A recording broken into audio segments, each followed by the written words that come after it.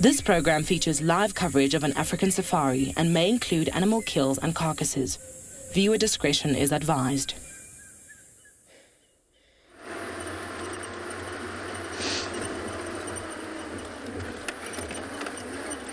Good morning everyone. It's an overcast day and I am on my way to try and find some wild dogs, also known as mad dashers. So jump on board, it's your time for your live safari through the African bush.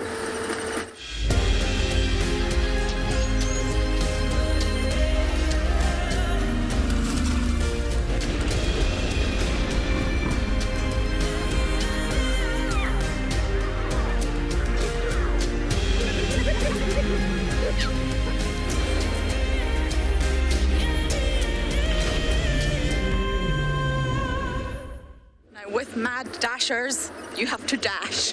It's actually the Shangaan name, but we say they're mad dashers because they move so fast. The conditions this morning is chilly, it's overcast, the sun has not yet popped his head through, and that means that it's the perfect conditions for them to hunt. I assume I am going to the Pungwe Pack, but I don't know that yet. So I shall not speculate, but I'm trying to drive as fast as I can on the bumpy roads. So of course, everyone, my name is Lauren. I have BK on camera, and please do talk to us. Send in all your comments and questions. Use the hashtag WildEarth on Twitter or at FC on the YouTube chat stream. And we really hope to hear from you. Kids, you can talk to us as well. Email us. Send in your questions to kidsquestions@wildearth.tv. Now, BK's holding on tight here. This is probably the worst road to drive fast in, but we're really going to attempt it. The Pungwe Pack seem to be around Juma and Torchwood all the time now. They've stopped denning, so they're mobile, they're moving, they're nomadic. They don't have to stay at a particular den site anymore because the puppies are old enough. Now, there should have been 13, but sadly there's been some losses, and I could only count 10 the other night. So hopefully they're all lined up in a nice little line today for me to get a proper count.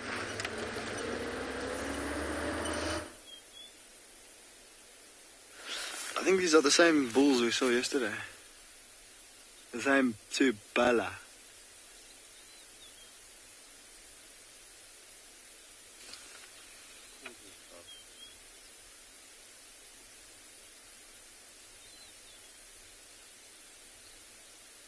Oh, different. That one on the right's a car.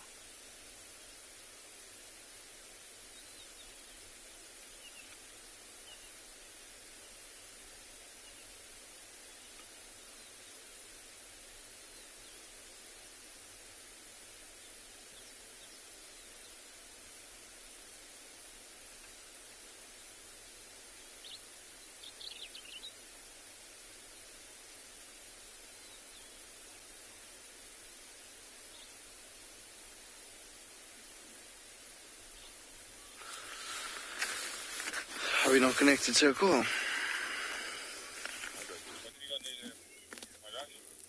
This cold one day is gonna.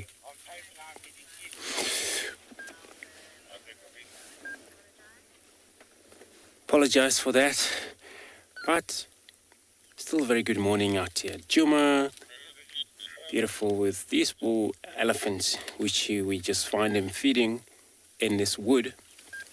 And my name is Andrew. On camera, it's Theo.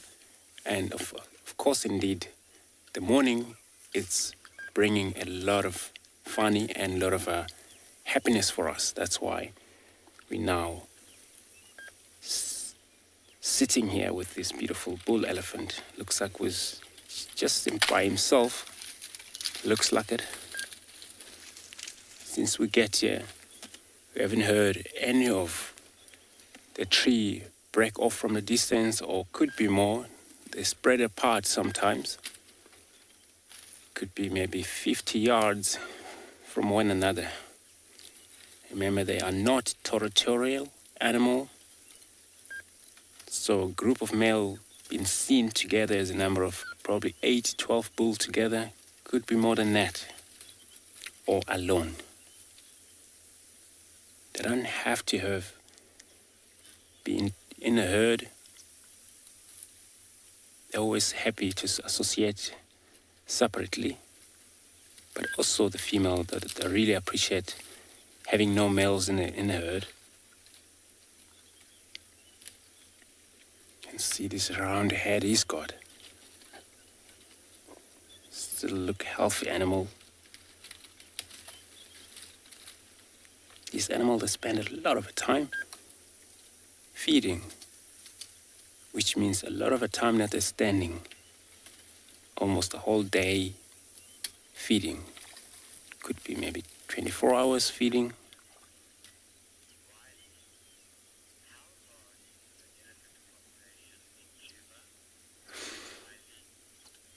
Riley, how large population elephants in Djuma? So I was doing kind of like research, and then it shows about what in the whole entire Kruger National Park, it's many of the elephants, high population is high. So I cannot exactly tell the number, but it just say it's high. So it means that it could be maybe, 15,000 or less or more. But then if it's not the case, then it's a lot of them. Remember, Kruger Park, the whole entire Kruger Park, 2 million hectares, Savicent 65,000 hectares. But also including some of the private game reserve that are boundary or a neighbor within the Kruger National Park. So it makes it even larger, but they still have, these guys, they have a lot of space for them to sustain their own body, have enough of feed. So they do a lot of destruction. The tree that he's on the other side, if you look under his tusks, you can see that all the trees, the previous tree that push it off.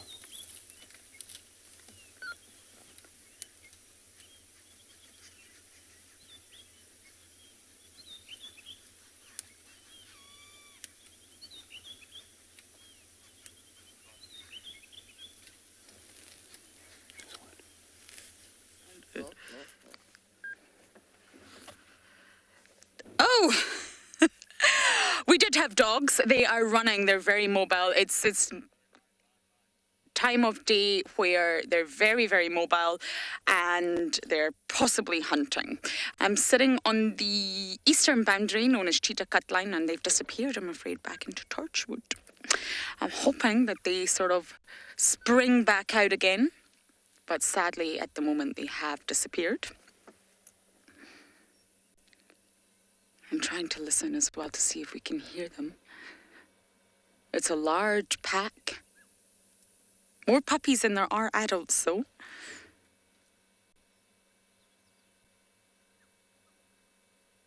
Let me just turn around, BK. We're going to turn around and see if we can spot them.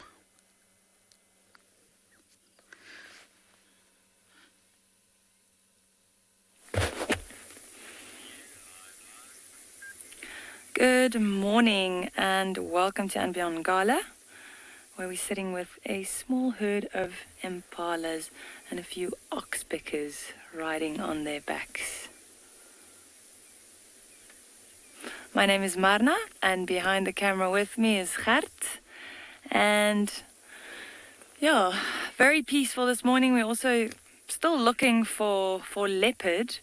We've been driving the riverbed and decided to loop up and found these impalas just grazing on our old airstrip. Nice little mixed herd. You can see there are a few males amongst the females as well. There's another little oxpicker. Haven't seen them feeding much, just hitching a ride.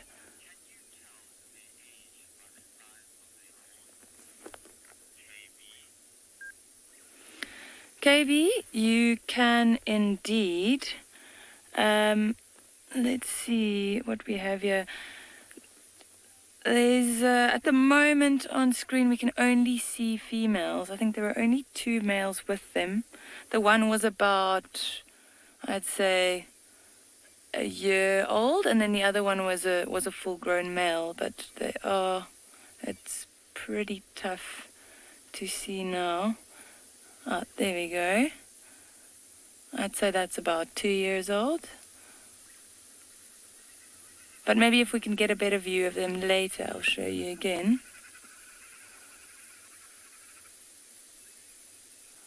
Another little oxpecker riding the back there.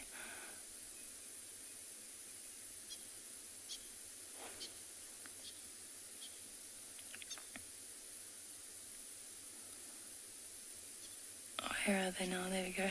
Just disappearing. All right, I think we'll continue on. They're disappearing into the bush, and we'll go see if we can find a leopard.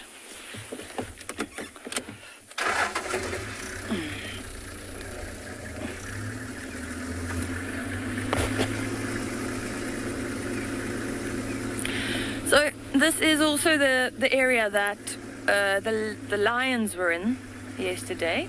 So there's a good chance that we might bump into them again. We did hear them roaring, so we'll keep a lookout.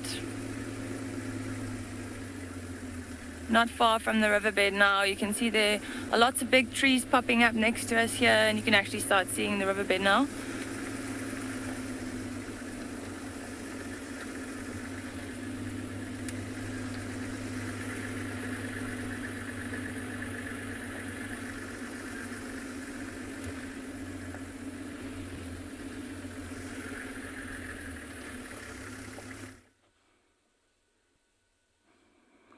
Yes, hello, Jumbo, welcome back. I'm here, and my lions have sort of put their heads. Oh, look, there's a big male to the left. Look at him. Do you see him? Yeah. Do you see him, James? Yeah, right there, close to the tree, there is a nice, very big male. I don't know who he is. Yeah, wonderful. Yeah, looks like that's a male heading out with a very scruffy mane. Yeah, and the one lying in the middle there is a female, but there is a very big male. You see him there, sort of right of the tree, extreme right. He's just there. He's a big guy. I don't know what he is. Looks like that young male lion is listening to something. Maybe something was walking in the trees. You can see the kind of body posture he's portraying. It's like there's something walking in the bushes. Oh, it's another lion. Look at this. How wonderful is this? Wow. Beautiful. Hello. I missed you. Yeah, I hope you're enjoying this, guys. This is the marsh lions. Yeah, and yeah, there were 2. Now I see 4. I don't know what they're going to do.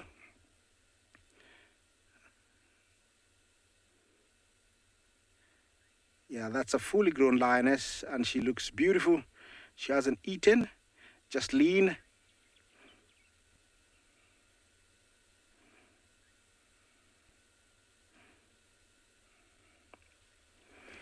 Ron, Jumbo, you ask, at what age do the young lions join a coalition? If they're in a pride and they were successful to be 2 or 3 in a pride, at the age of around 3, they are big enough. They sometimes become like competitors to the prevailing male, and also they eat as much as the female, so they become competitors. So they are kicked out. They are kicked out, and they form a coalition. If it's a male is unlucky and he's born all alone, he might become nomadic, which sometimes he ends up being accepted by another nomadic lion if he's lucky, which sometimes can be older or younger. We have seen that with the winner pride. And so after 3 is when they can find a coalition or form a coalition of their own. Usually most of them are lucky to already be 2 or 3 from birth. So they start off as being a coalition from an existing pride. Yes, I hope, Haron, I've given you an answer to your question. Yeah, looks like they're waking up. And as I said, it was a chilly night. It's warm now, so they're enjoying this. We are in an area called Marsh. It's just very close to the Mara River, about 2 kilometers. It's a very nice bush area with lots of cover, lots of game. So it's a prime estate to be a lion within, this area. You see that? These are, Oleo africana trees, Rufofia cafra, or the quinine trees. All these trees, hide them and give them lots of cover when they need to go hunting. And maybe if I stay here a little bit more, so we might see some more lions.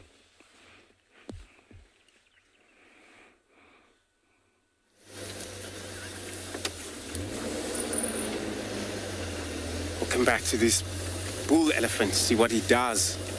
Right now, he just pushed big tree down, and just gonna position here, take a look at him. If you look at that whole trees, which is, he just did it in front of us, and he could feel the wind, pressure that tree was bringing down when it falls off. Poor enough thorn trees, which it was already flowering for a summer season, but it's down. For sure, I was talking about the destructions they do, and at the same time, they have to do it because then this is how they're actually a big animal. If it's not much, and they feel like they can do it during the summer when they want to, because they're a big animal, they can push tree down, but they tend to do it less when it's so much green, because they don't have to move so much to look for food.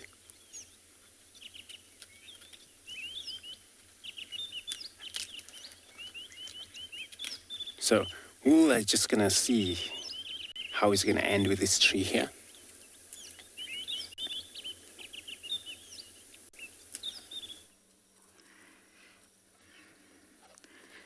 I don't go to the den and they come to me.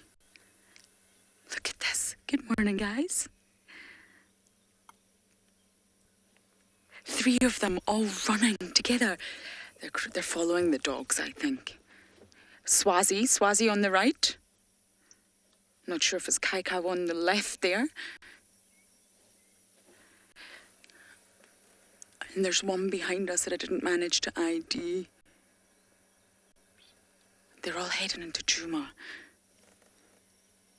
I think I might follow, because for now, the dogs have gone back into Torchwood, which is rather sad. They do seem to be spending most of their time in Torchwood and no one can find them. These hyenas are onto something. But there's one there. They've split. Sorry, BK, that's a terrible angle for you. I'll give you a better angle. They've got their tails up, active dominance, and they're following something. So the boys have got their tails up, which is they're following the dogs. They know that wild dogs provide breakfast for them, which is very exciting. So I'm going to sit here and decide exactly who I should follow.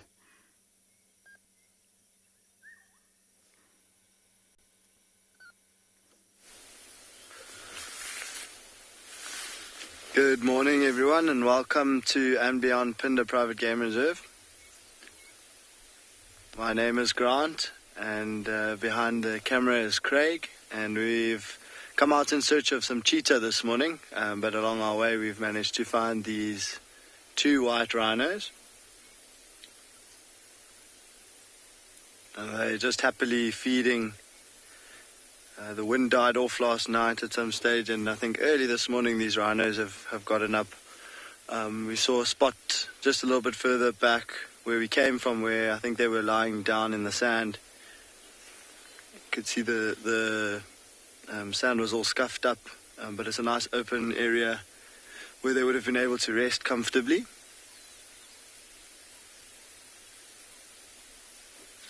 And you see them just pulling out grass there. If you look very carefully, you'll see on the front of their nose and on the horn a little bit, it's quite dark. And that's because there was quite a lot of dew this morning. So as they're walking and feeding, a lot of that moisture is getting stuck to their faces.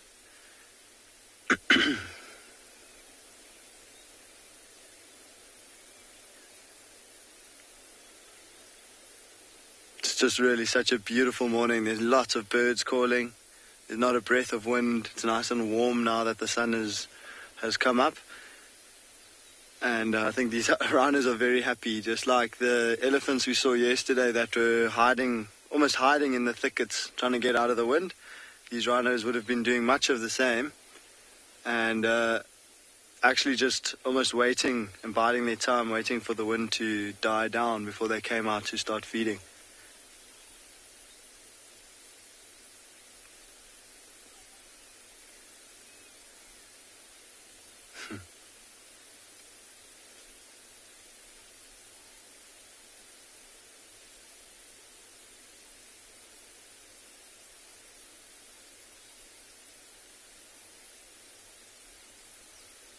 Now back to back. Look at that sideways sweep, and a mouthful of grass. See how they move their head from side to side as they walk. And opening up their mouth and then just using the soft, almost like rubbery lips to grip the grass as they move from side to side, and they just pluck the grass out.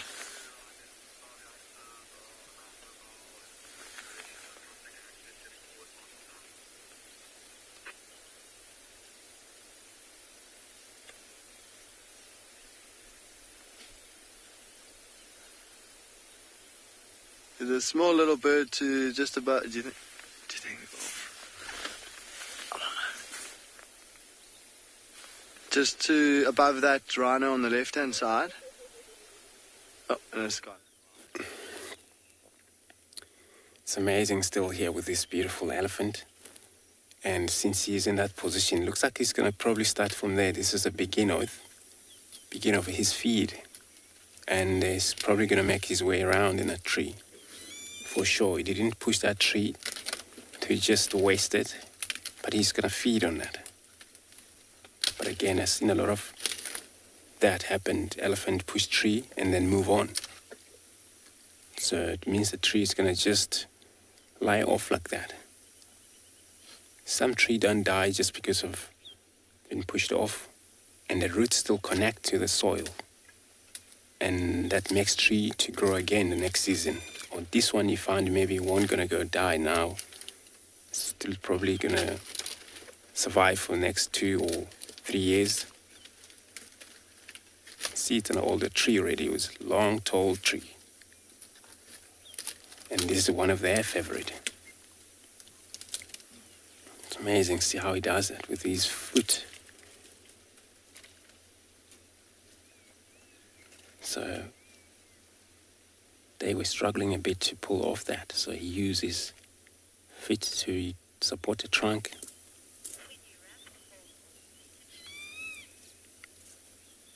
It's so beautiful. Let's see here.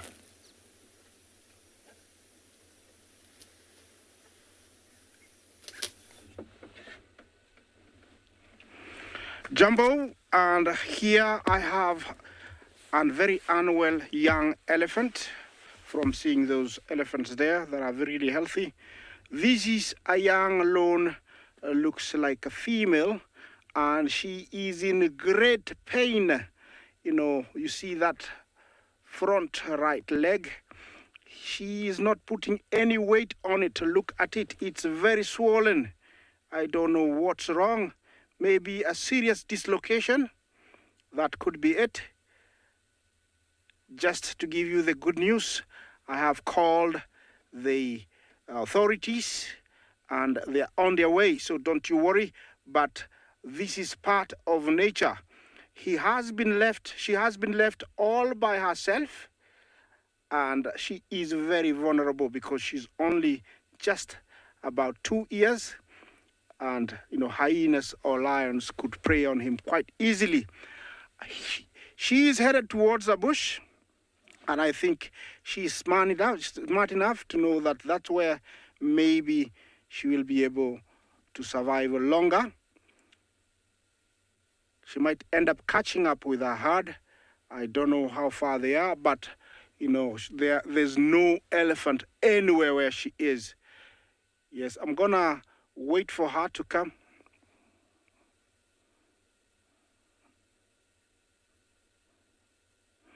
Arbia, was that the name? Sorry.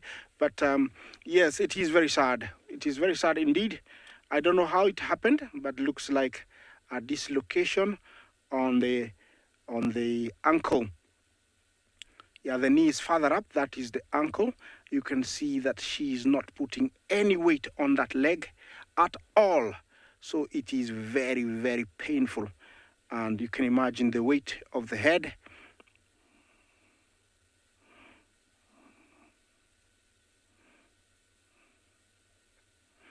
Margot, you ask me, why does the herd leave her? Of course, even elephants with their intelligence, it comes a time where they realize that maybe it's too much of a burden, or it got left out a very long way back and it couldn't catch up, and that is the case. But yeah, it's me. I wish I could help you. Yeah, look at that leg. So I think they know, but they went too far and decided to move on. It happens with nature. It's cruel, but it does happen. But also, maybe it got hurt and decided to stay behind somewhere, and then it found itself right here where we are, where there's nobody, for kilometers and kilometers. I don't know how long it's been hurt, but it's headed toward a small bush. I don't know basically what's the idea behind going to the bush. I'll leave you to witness that, going into the bush. But I'm going to turn the vehicle and maybe try and get closer without stressing her. And also, it would be nice for me to actually pinpoint where it goes, so that when the authorities come, I'm able to direct them, to where it has gone. But it looks very, very serious. You can imagine the pain in that leg. Oh, don't run.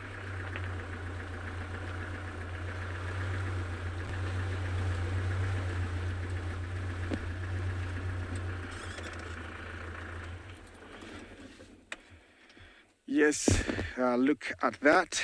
It's gone through the bush now. I don't know if you can see it over there. There it is. Yeah, that's the bush it wanted to go in. Yeah, you can tell. Now it's much more relaxed. I hope it feels safe there. You can tell it's very relaxed, and I'm happy for that. Yeah, going deeper slightly. Also, it might be following the scent of the rest of the herd, and that's why it went in there. If you look there, that there's an elephant there. It quickly disappeared. That's how well they can hide in big bushes. It's amazing. Yeah, I'm gonna try and move closer again, see if it's moving further or it's staying close to the edge. But these are all things that we have to deal with. We as guides, we see these things and there's nothing you can do. Apart from reporting it, you're not allowed to interfere.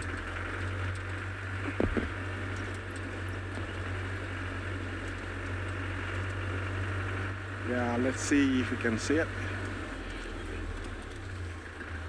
Yeah, it's over there, James. It's heading in. I don't know if you'll be able to catch it. It's moving in really fast. Yeah.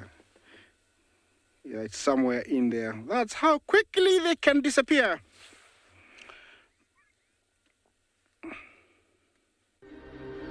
From the southern plains of the Serengeti, over 1 million grazers move northwest through the Western Corridor, gathering along the banks of the Grumeti River.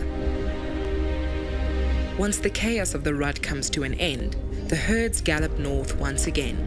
In time, more than 2 million animals amount to feast on the abundance the Mara has to offer. But the reward of the red oat grass does not come easy.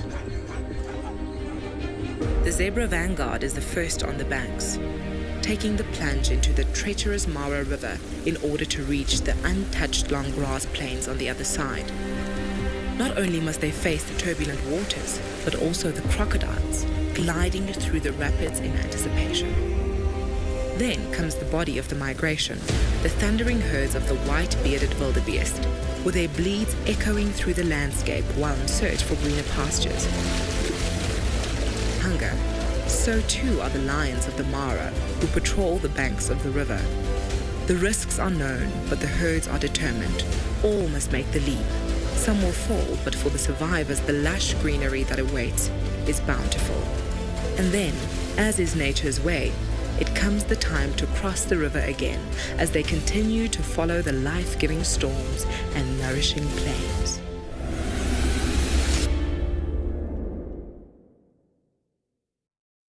Now, there are so many rivers in the Masai Mara and some springs that sometimes dry certain times of the year when the season is very tough. But the Mara River never dries, and that's why you see most of the animals in the process of also trying to cross the river, they'll come have a drink. Now, where we are by the Mara River, I do not remember the last time this river ever dried completely. In its history, I only remember once when things were very bad and we had a huge drought in the whole of East Africa, and this river dried and we lost so many hippos. Apparently, all the crocodiles survived, and zebras like this will either come to this river for a drink or drink and cross, or sometimes you just come straight, don't drink and cross to the other side, looking, of course, for nutrients. One of the main reasons that these animals will cross this river is just to get to the other side to feed, not any other reason that will make them take this very big and heavy chance of walking or crossing this river that is full of crocodiles. Because of the food, they will always take the chance.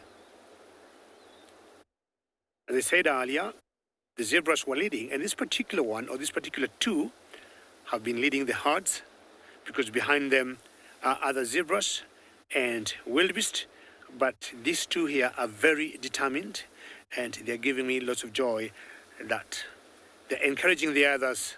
Guys, we can do it. Let's go together. Let's build the courage once we get by the bank, and we do it. I'll continue waiting for the same.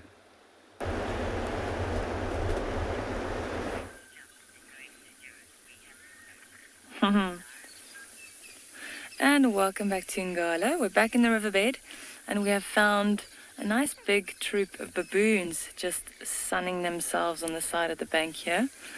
In the middle of the screen you can see a tiny little baby there, and next to its mother. It's all black with pink on the face, around the buttocks and the ears. It is really, really small. There he goes. Still a bit wobbly. Quite brave, just playing around.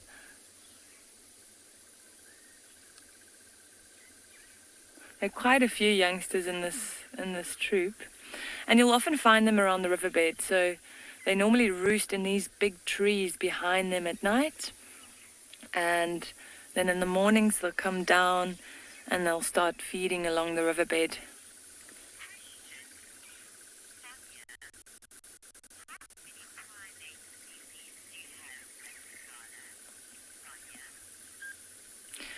Sonia, we only have Chakma baboon, which is you are looking at, and then also Samango monkeys. Oh, sorry, not Samango monkeys, vervet monkeys. We actually have seen a Samango monkey here once, but this is not really in their range. And then we see other little things like bush baby. We see the lesser bush baby, which is closely related to a lemur. But yeah, in general, we see a lot of baboons and vervet monkeys. You can see some of them up in that tree there. So that's a jackalberry tree, and they are in fruit at the moment. So these baboons love the jackalberry fruit. and you'll see them raiding these trees. And quite often, because baboons are quite messy when they feed, you'll find that there are little bushbucks or impalas below these trees where they feed, and they'll pick up the scraps, they'll pick up the fruit that they're knocking down, or the branches that they're knocking down. Oof, you can hear some of them screaming in the background there. See if you can hear that. There's a bit of a domestic.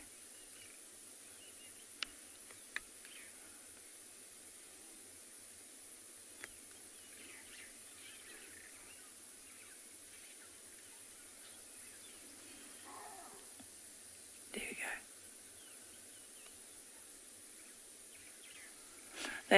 They're quite entertaining to watch, just because their gestures are also so human-like in a way. You can see them grooming each other there. Youngsters playing around.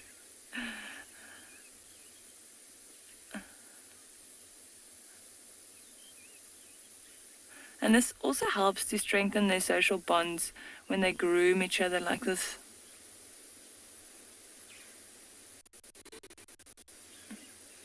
All in a row.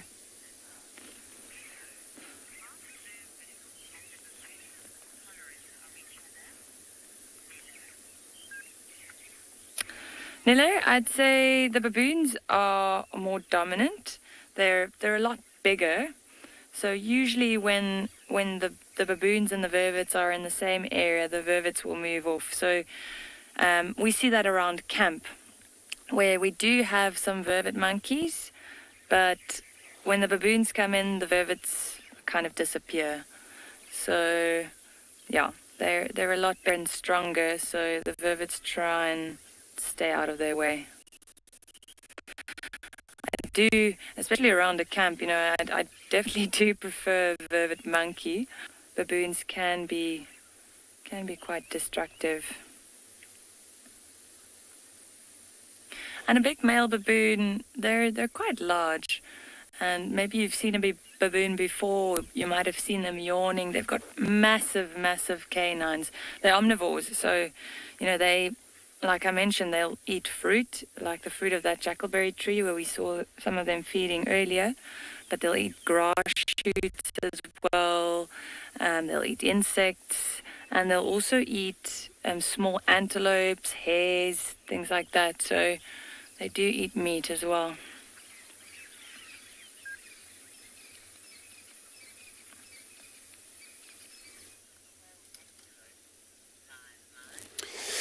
It's amazing.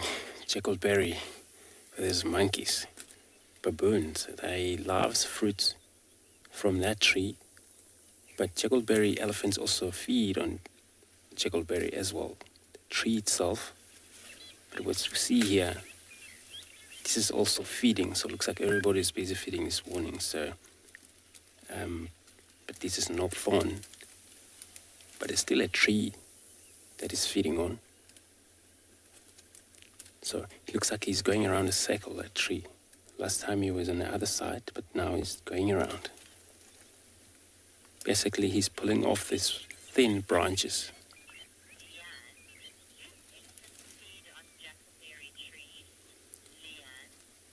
Yes, indeed, they do feed on that. So elephants feed on a lot of trees out here.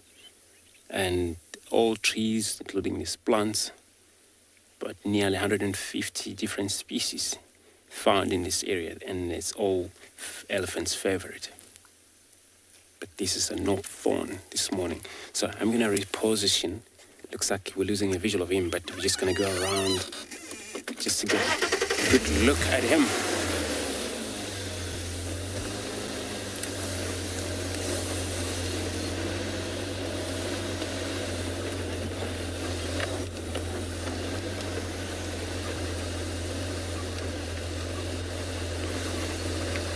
That's very rich in nutrients, Tyler. So that's why they prefer always tip end of the tree, because what happens, trees, when their trees grow, always water from the trees upwards, never downwards, since the roots, you know, always transport these waters up in estuary. So all nutritious, it's most in these thin branches. And it's rich of juices as well, and very soft for them to be able to feed clearly. But we will leave this elephant for now.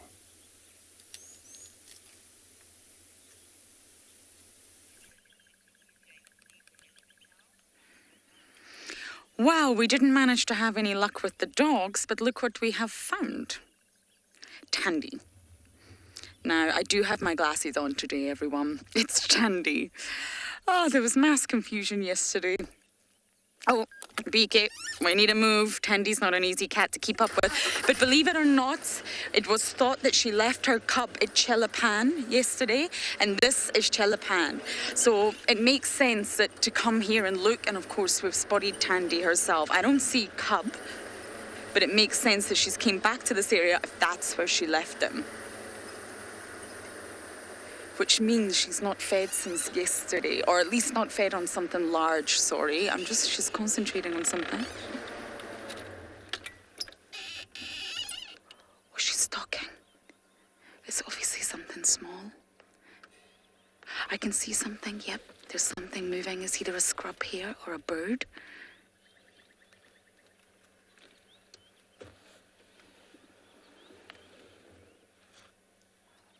Tandy's getting ready. Look, she's preparing her hind legs. Do you see that? She's gone flat, but she's preparing to pounce. Morning Star, you're saying your favourite girl, Miss Tandy. She's one of my favourites too. They're all my favourites. It's a bird.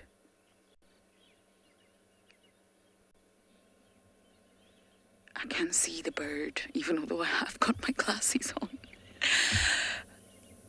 But I can obviously hear it. Tandy needs to eat. She was hungry yesterday. So Tandy was called in the north yesterday. So when we found a leopard in the south that looked like Tandy, it just led to mass confusion. But she's back on Juma, which is a good thing. And I think her cub is somewhere. She wants to hunt and take it back to him. Hopefully we can keep up with her because she's a tricky cat to follow. She has a fine art of giving us a slip, and it's called the Tandy slip.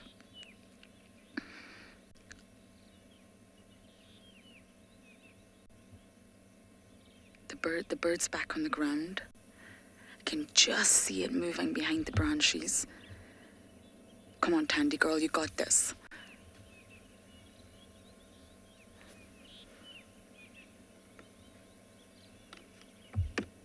I'm just going to update the radio because I'm the only person in this lock. Tandy's still flat at Chelapan. I'm the only vehicle on lock. 2 more are welcome to join.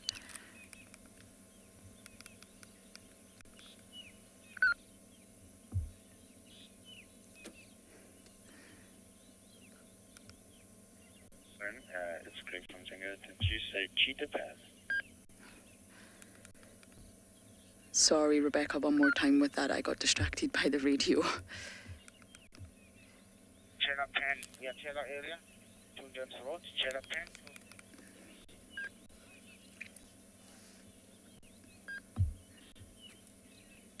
Kevin, I'm not sure how to quantify patience. All I can say is very, very, very patient. I hope that answers your question. Remarkable amounts of patience because they know it's not always successful. It's actually less than 20% successful for leopards. And they know they cannot be seen. That's the main sort of focal point for a leopard. The minute they are spotted, literally, did you get that little joke there? Game is over. The minute a bird flies away or an impala alarm calls or a steenbok runs, it's game over. They have got to rely on the art of camouflage. That's why she's staying so flat. Her hind legs are ready though, especially that back left one. She's ready to pounce. She's alert, she's listening, she's watching. She knows that if she starts moving, she's going to break up that camouflage. Her body's already equipped with its own camouflage in the form of rosettes, but she must stay still. Movement is what attracts a lot of animals, and they say if you are on foot and you do walk into a pride of lions or you do walk into a leopard, stand your ground, don't move. The minute you run, you become potential food, you become dinner, and the lions will follow. But stand your ground. So she knows she can't move because movement will attract whatever she's looking at. I've seen a bird, and I've also seen something with a bushy tail that I imagine is a squirrel. So there could be a few things she's looking at here.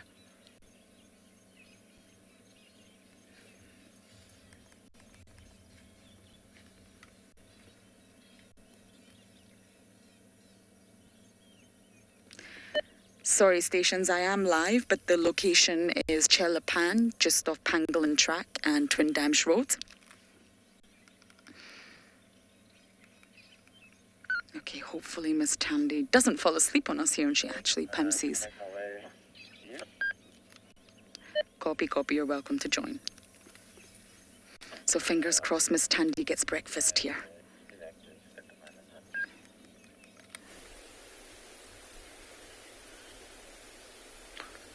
Welcome back to Ambiampinde, everyone.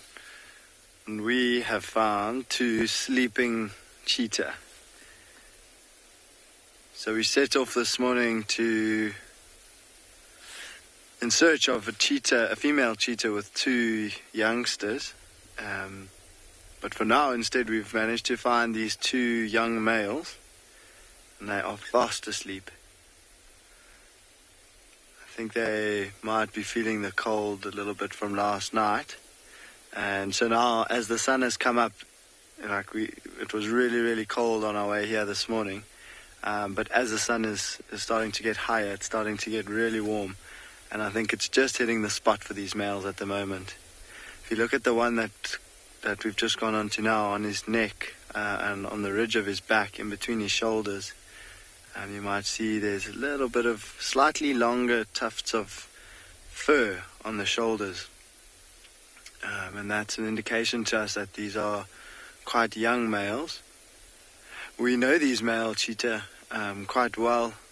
They've got an amazing, really, really special story. They were actually orphaned, so their mom was killed by lions when they were only about 7 months old. And they had to fend for themselves, and somehow they made it.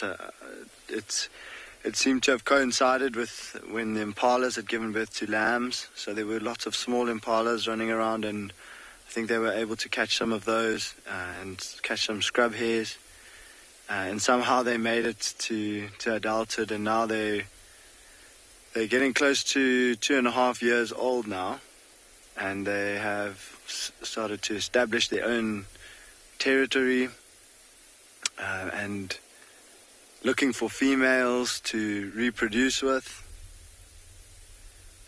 But I think as the day starts to warm up a little bit more, one's just lifted his head up. I hope as they warm up a little bit more, we might see some more activity. So we're not going to be going anywhere for now.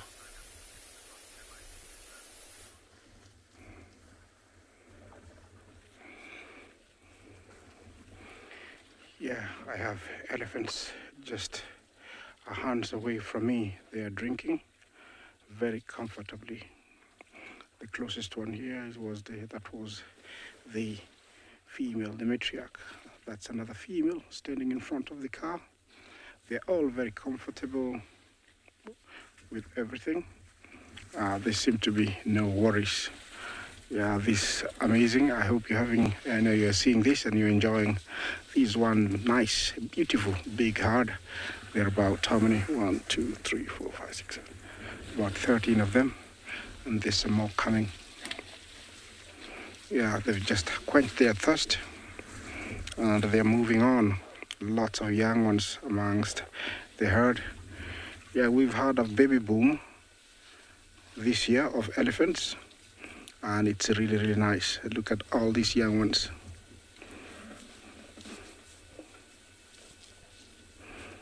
Yeah, I hope you're enjoying these guys. It's really cool. Yeah, they just came, walked down the road, and now they've gone fast. Those youngsters are,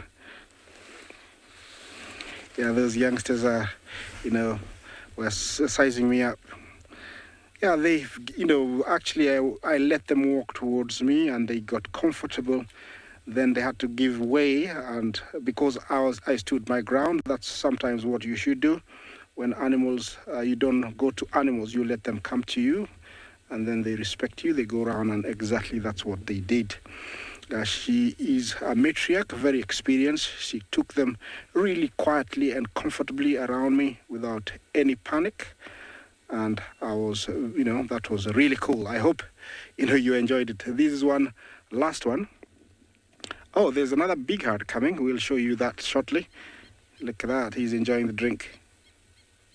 Remember, this is the African elephant, the only species found in Africa. Yeah, mature bulls have been measured to weigh up to 6 tons, so they are gigantic, they are enormous. Yeah, there is this other herd that's coming. Look at this. It looks like they're on a mission. They're heading somewhere.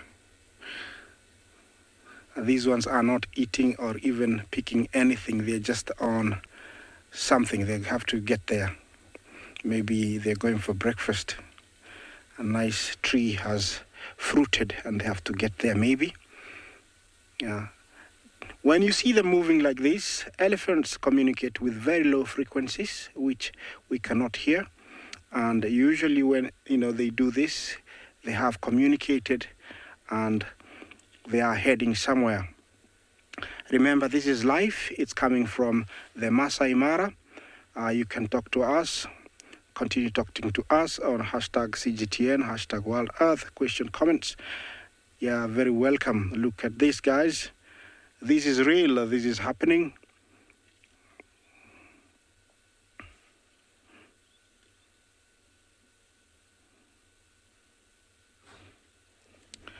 Cordelia, good thinking.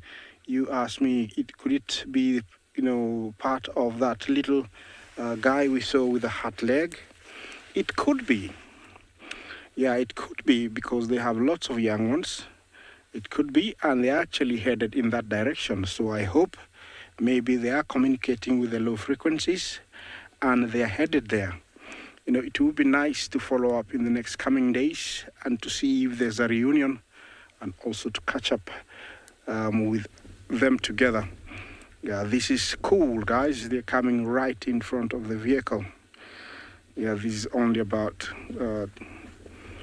now it's like 30 feet, really close. Super cool. These ones have decided to go around the left side. The other ones went to the right, but these guys are going to the left. Yeah, looks like she's got a bad eye, the female there. Yeah. Can you hear how silent they are? You cannot imagine, 20 elephants going around me, but there's no sound. This is super cool. I hope you're loving this. Yeah, they're a bit wary. I don't know for why, but they changed their behavior slightly towards the end. Yeah, bye-bye. It's all well. Yeah, that was super cool. I hope you enjoyed that. Yeah, it's those experiences that, gives you the thrill of being out here. They walked really fast, but I hope, you enjoyed it. I'm going to turn around, go see them and enjoy them a little bit more, and I'll catch you down there. Here comes the water. She's now looking at a squirrel. Now, I have no idea if this squirrel sees her. It's way high up in the branch. She's bouncing from branch to branch beaks. I'm not sure we'll be able to give you a view of the squirrel, but that's what she's got her eye on. And I think this tells me that we have one hungry cat. And oh, come on, Tandy. Oh no, but then the squirrel. Oh.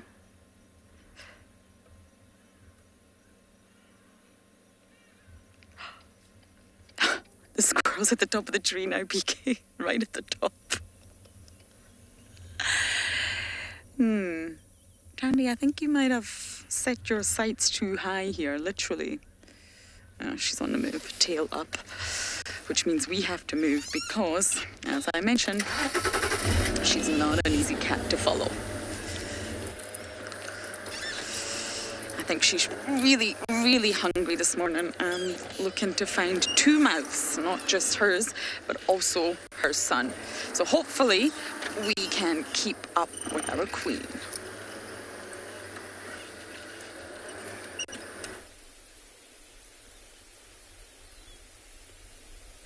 Welcome back to Ambient Pinde, everyone. So just as we were getting quite excited thinking that these males might move, they have put their heads down and gone back to sleep. But every now and then they are sitting up, grooming themselves, yawning.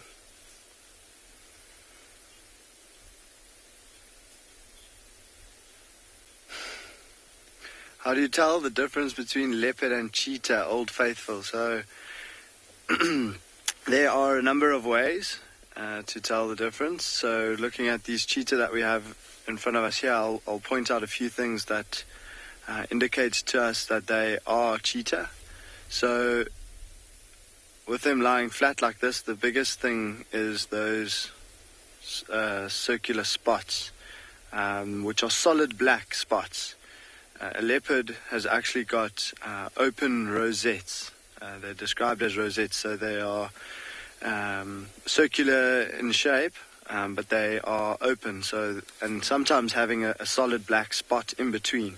So they are very similar color to the cheetah, but instead of solid black spots, they've got open rosettes. And then also the leopard's build, which is quite tough to compare here to the cheetah, but if you look at the cheetah's whole body, it's quite flat. They're quite a narrow, slender-built creature. A leopard is a lot more stocky and muscular, and that's because of their hunting adaptations, their hunting abilities. They are more, so leopards I'm talking about now, are more ambush and pounce and catch and overpower predators, whereas cheetahs are completely adapted to speed and chasing their prey. So they've got these really, really beautiful long legs and almost like a whippet dog shaped build to their body. So they've got these slender, long legs, a very thin, long body, very big, heavy, long tail, and a much smaller head than a leopard. And then what they do is they chase their prey, and they will use what's called a dew claw, which is just above their paw, and use that dew claw to actually swipe at the antelope that they're chasing, at the heels of that antelope, and in an attempt to trip it or put it off balance, and then it will tumble, and then the cheetah will go for the throat. So they are built for less physical contact than something like a leopard, and you can see it when they stand up more especially. But even now you can see they're quite slender, very thin creatures. And sure, another thing that you can look at is like the belly of a cheetah. So it's quite hard to see from here, but the belly of a leopard is completely white. The fur is actually white, but on the cheetah it's just a slightly lighter shade of the golden color that they have on their back and on their flanks. Another thing is if you look at the ears. Oh, one of them's just popped his head up. So if you look at the cheetah's ears, it's got black at the base, and then it fades, and it's that golden yellow color of the rest of their body on the tips of the ears. A leopard has got almost like a little semicircle with white in the middle of it. So it's black mostly, and then it's black all the way to the edges, but just below the black on the tip of the ear there's like a white semicircle. Oh, that is very cute.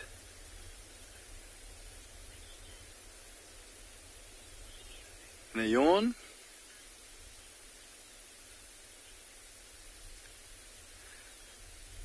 So Cleo's asking, do they rely more on their sight or sound, I think, or the other senses? So cheetah do rely heavily on their eyesight, especially for hunting.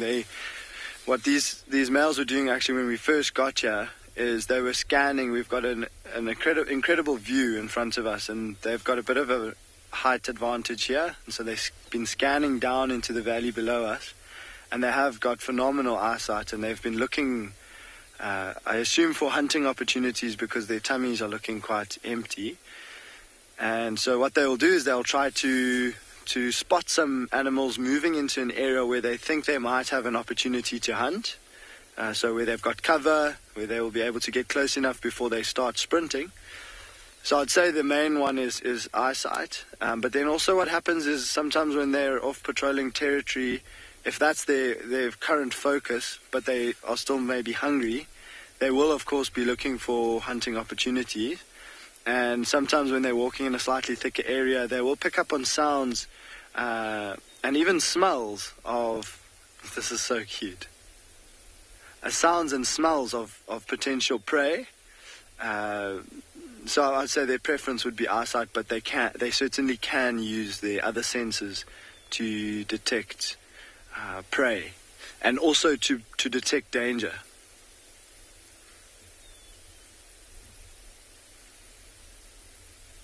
And you see now he's facing his nose up into the wind, just trying to smell, see if he can pick up and recognize any smells coming from upwind. Now they're both having a roll. That's so cute.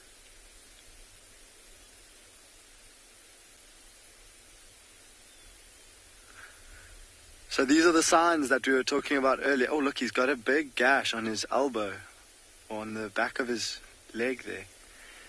So these are the signs we were talking about earlier, that they were starting to show, that tell us that they might get active. So the stretching, the yawning, this sort of rolling and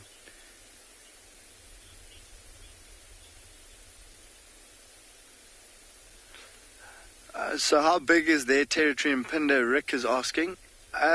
It's quite tough to know exactly what their territory size is, but I mean they've covered, if I have to estimate, the areas where I myself or other people have seen these males. Look, they're still quite young and they've only recently started to establish territory, but I mean I've seen them from where we're sitting now in a straight line to the south of where we are, probably 15 kilometers. But I would say probably somewhere between 10 and 15 square kilometers could be the size of their territory. They do cover quite a substantial area. And their goal would be to increase that size and get it as big as possible, and try to have as many females within that territory, because their main purpose and their main goal is to reproduce and to spread, or pass on their genetics. So you can see now their structure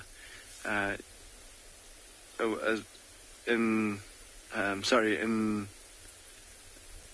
what we were talking about earlier, with them being different to leopards. So they are very slender built. You see those hind legs almost come up past their spine.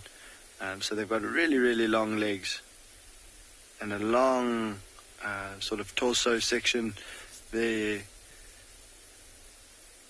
long back, and also these are males, so their heads are quite large, but females have a much more slender build and a smaller head. But we're going to stick with these males because it looks like they might start moving.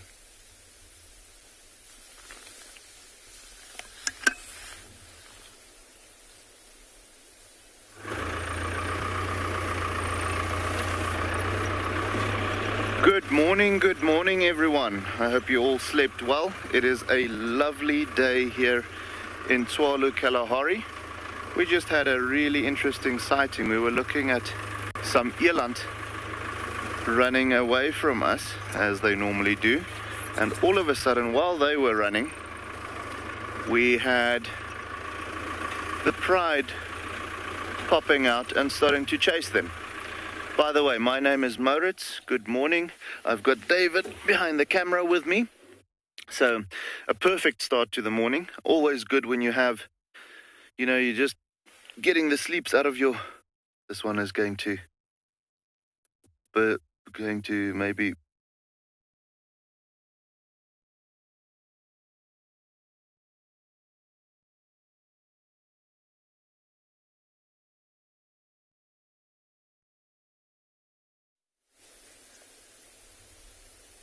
Welcome back to And Beyond Pinned, everyone.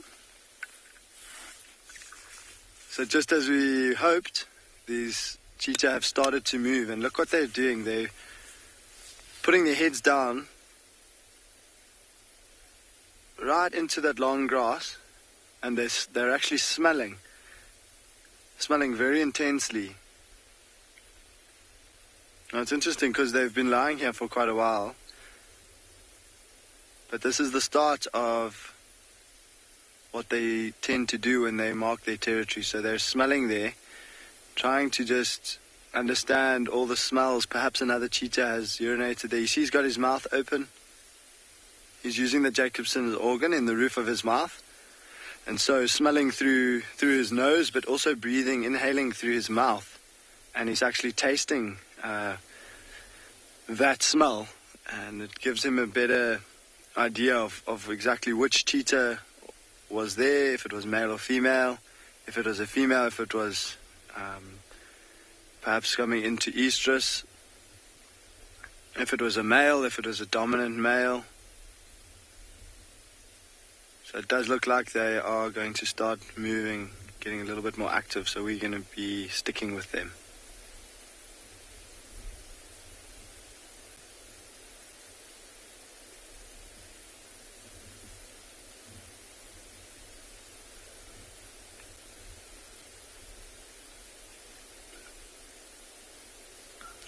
Now starting to move. If Craig opens up there a little bit, you'll see the area that they've been looking over recently. Well, as they've been sitting here, and perhaps heading down towards that drainage line or that valley that you can see with the darker trees. They've found another spot there where there's maybe another cheetah has visited before. So what I'm thinking they're going to do now is they're going to start off by marking territory a little bit, because this is very typical scent marking behavior. They're smelling around. They might urinate, spray some urine of their own there and scrape their feet, and then they will start to move, and perhaps at the same time look for any hunting opportunity.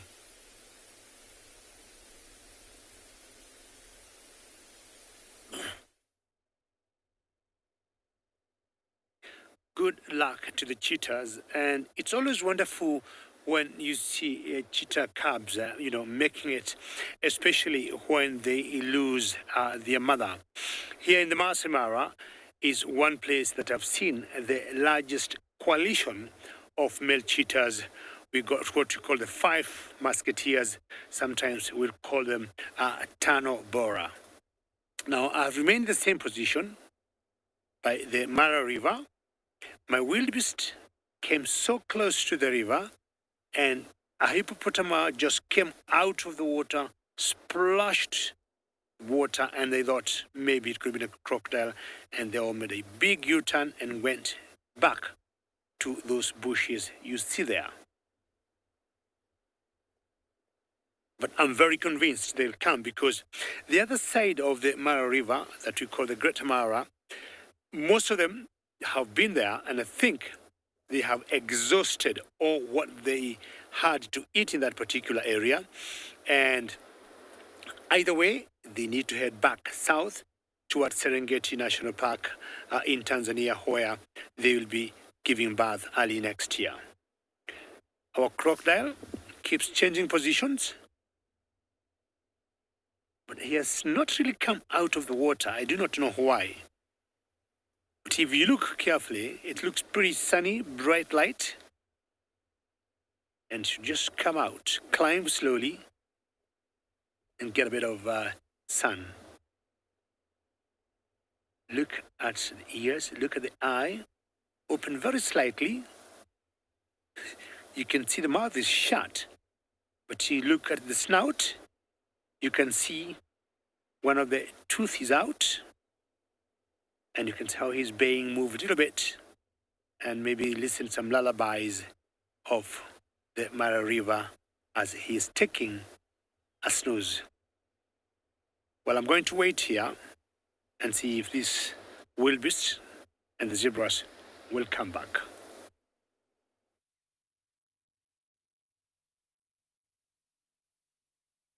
So guys, luckily we don't need to wait for these little ladies to wake up. As you can see, very active this morning.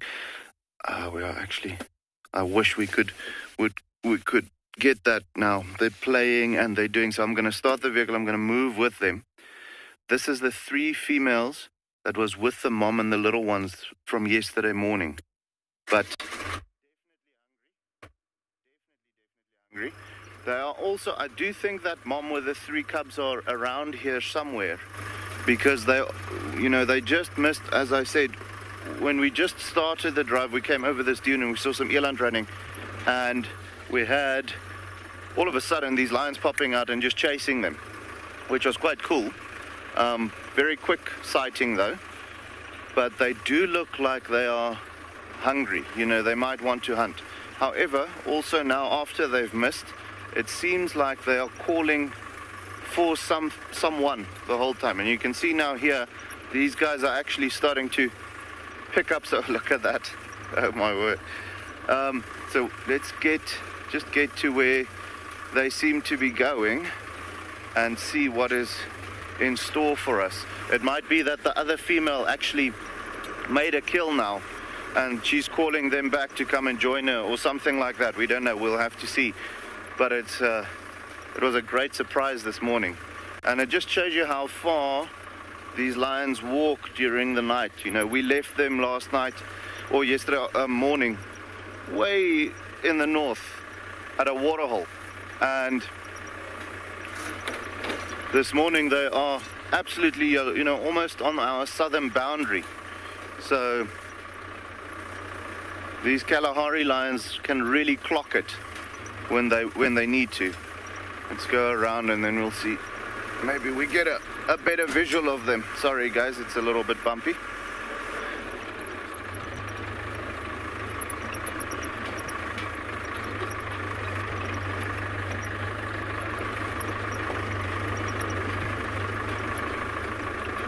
See if we can get them walking towards us.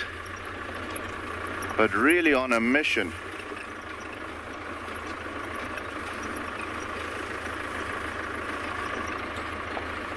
Yeah, we just had a comment from Anna Marie. The lighting is just stunning. And yeah, you are absolutely right. Morning light is epic. I love the mornings. It's not too hot yet here in the Kalahari. The summer or the summer nights or evenings can be quite warm. We sometimes have evenings going, up until almost 11 o'clock before we break 30, before it goes below 30 degrees Celsius. But in the mornings, it's always nice and fresh.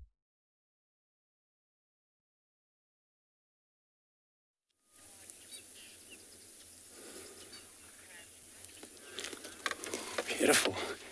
Sorry about that. Now we got, looks like a cub here, lion cub with the mother. And they say this is a Shimungwe pride. You can see the mother leading right far away in front of her. This cub over here. So we're just going to follow them because this is very dense bush out here. So we're just going to try not to lose the sighting and see the cub still following right behind. Shimungwe pride. But only the mother and the young one Not sure what happened to entire pride. So I'm going to follow them.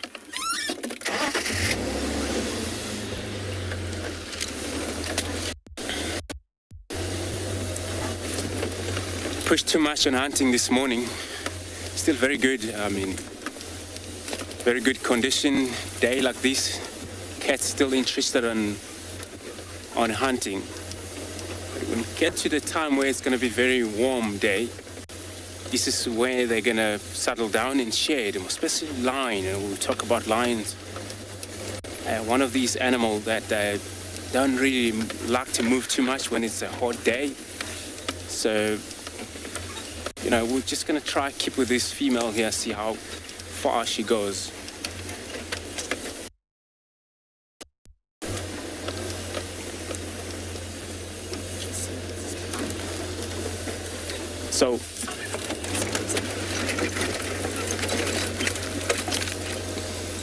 So we're gonna stick with this lioness and then see how far she goes. It's getting very thicket here.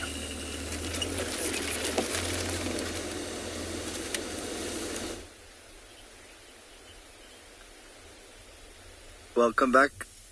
Yeah, just in time.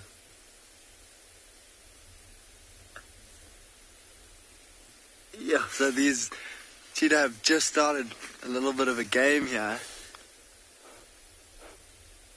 Just before you came to us, they were starting to move, and then just sat down, looking around, trying to decide what they were going to do, and then one of them just flopped over in this long grass, and then the other did the same, and now there's lots of rolling about happening. And then that one at the back just came and pounced on his brother. Another sign that playfulness sort of wears off as they get older, so it's just another sign that they are still quite young. The one maybe a little bit more mature than the other and not so keen to play.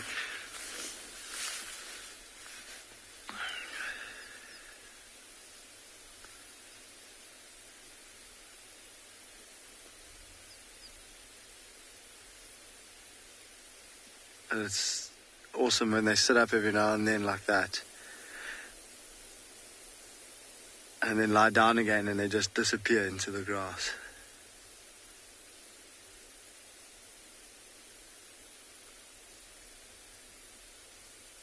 So these are the wide open grasslands that we are in at the moment. And you can just see how it's the perfect sort of habitat for them.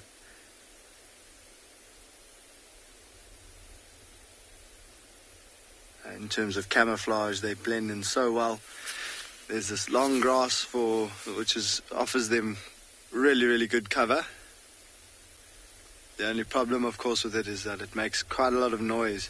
I'm not too sure if you can hear every now and then when they're rolling over, you can actually hear how the grass makes a noise when they're rubbing against it.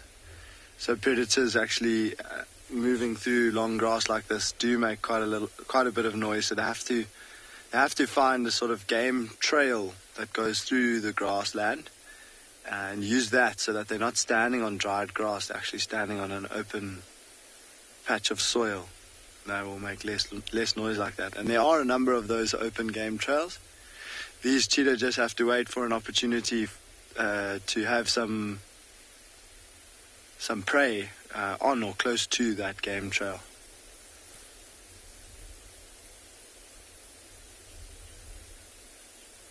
It seems like for now they haven't spotted a hunting opportunity, but we know that they are definitely looking like they need a meal.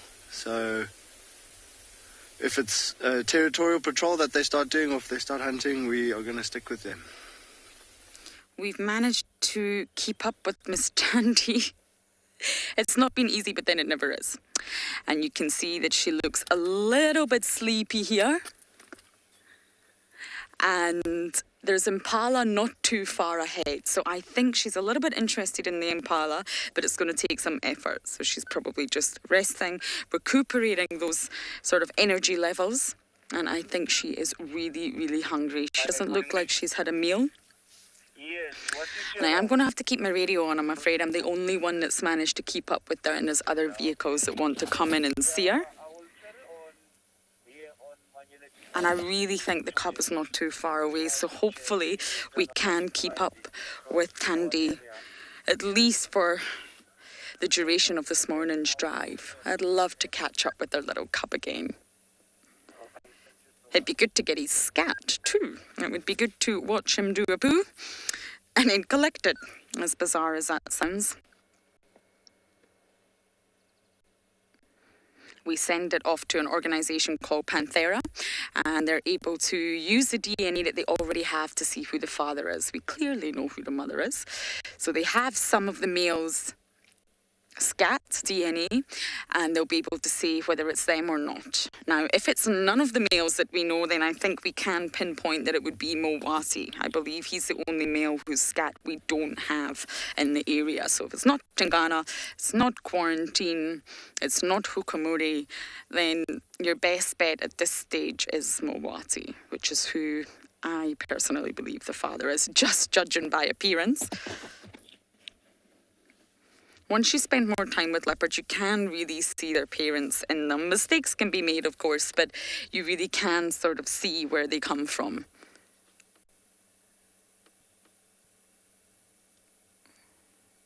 She looks tired. I just think she's tried all night and not made a successful hunt.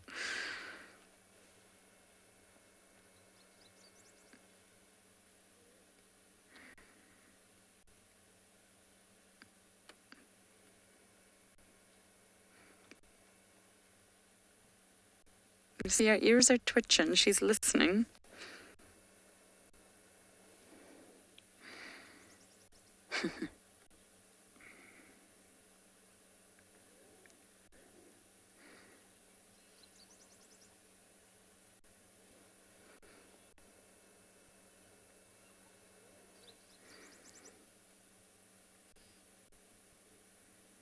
But by Tandy going flat, it does give us a chance to spend some time with her.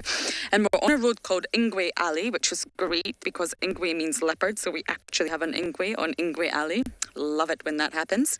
And it's quite central. It's really not too far away from our camp. It's at Philemon's Dip, so she's still coming quite far in. Kalamba's also seen in this area, and so is Shadulu.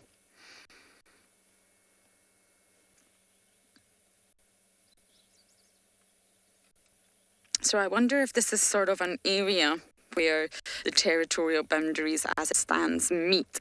I'm going to bring my notepad this afternoon and I'm going to draw where I think the territories are. Of course, they continually change, but we can judge by where we see the leopards as to where their territories are. And they will overlap, absolutely overlap.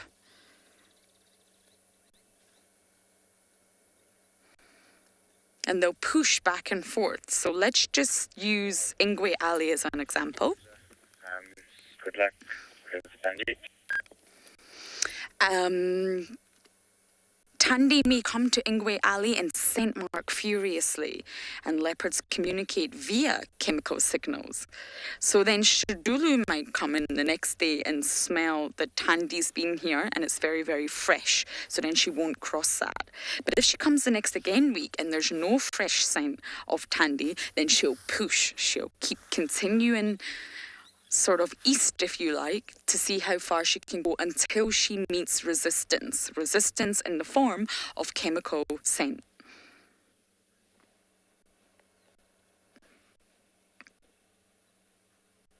Now don't forget to send in your questions or comments. We can try to get into some territorial discussions today. That would be fantastic. Because things change. Even from this time last year, so much has changed.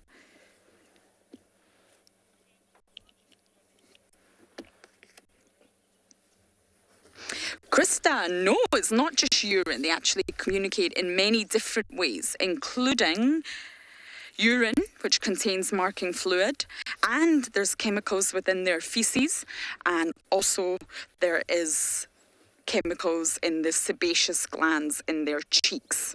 So they have very, very special glands that produce sebum, and they will wipe that on the vegetation, normally the low-hanging vegetation, in order to communicate. They will also, all of these methods contain their scent, their information. Are they male or female? Are they of reproductive age or not? All this sort of information, are they territorial? It all comes in the chemicals that is released from scent.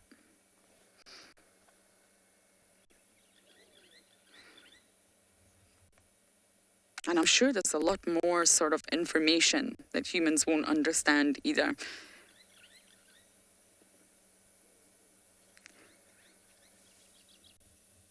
So it's not just the urine, but there is a special marking fluid within the urine, and it's very unique, and that's what they're sort of spraying onto the vegetation when we see them go scoosh, scoosh, as I like to say. It's the marking fluid, and it contains so much information, but it's all sort of liquid, even in the fecal component. And therefore, once the rains come, it all gets washed away. And that's why you normally see your top apex predators scent marking furiously after the rains. Now, if Tandy just decided to never scent mark again, she would lose her territory. That would classify her as more nomadic. And other leopards in the area, be it Kalamba, be it Shadulu, would push. Even Sabui on the other side. Standing by, yours. Is it possible to give me an engine rev? I'm live, just give me a moment and I will do so. You're in a tricky spot, Miss Tandy Cat.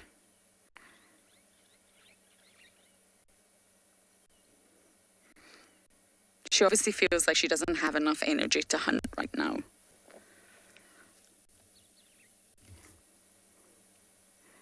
But there's really, really not far away is a small herd of impala.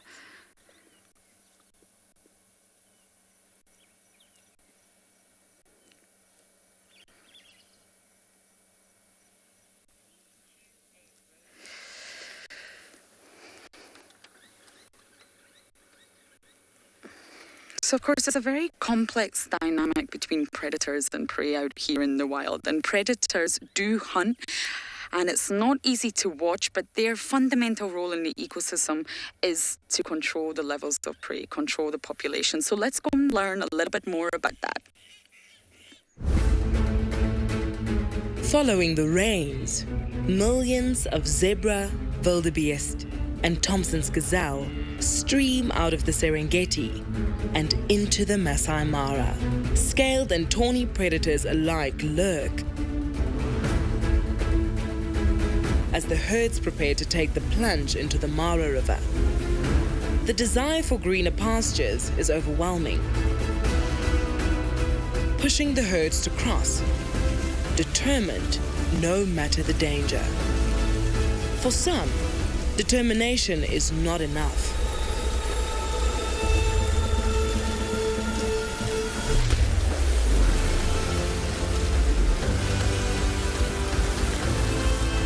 For others, they emerge soaked and scarred, but successful. But there's no time for celebrations, as back on dry land await a different kind of predator. The lions of the Mara have been waiting for the bounty the migration brings them. The tired travelers, having exhausted the day negotiating the river's currents, must now make it through the night. As darkness falls, predators descend. This is also a time of plenty for them.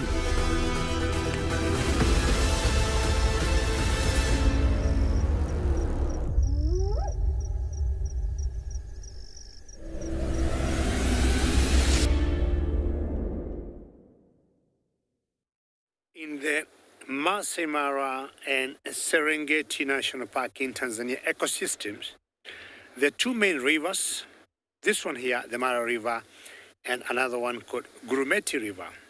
Now, for me, I describe the Mara River as the river of life or river of death. Now, for all the reptiles, the crocs that live here, and the hippos, this is a river of life. and of course for the herbivores when they come to drink. But the same crocs sometimes, when they turn out to be predators and they catch the wildebeest, to the wildebeest, definitely this is the river of death. In such bushes there, not once or twice, including as recent as last week, we saw 2 lionesses in a pride that we call the Paradise Pride that were hiding there, and they brought 1 zebra down. Yesterday, also on the same river, I was watching a few zebras that came to cross. There were about 10, and 9 of them made it.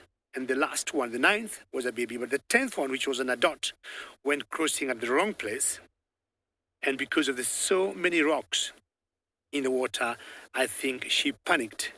And a crocodile got her down and drowned her. So to many animals, this river have different messages.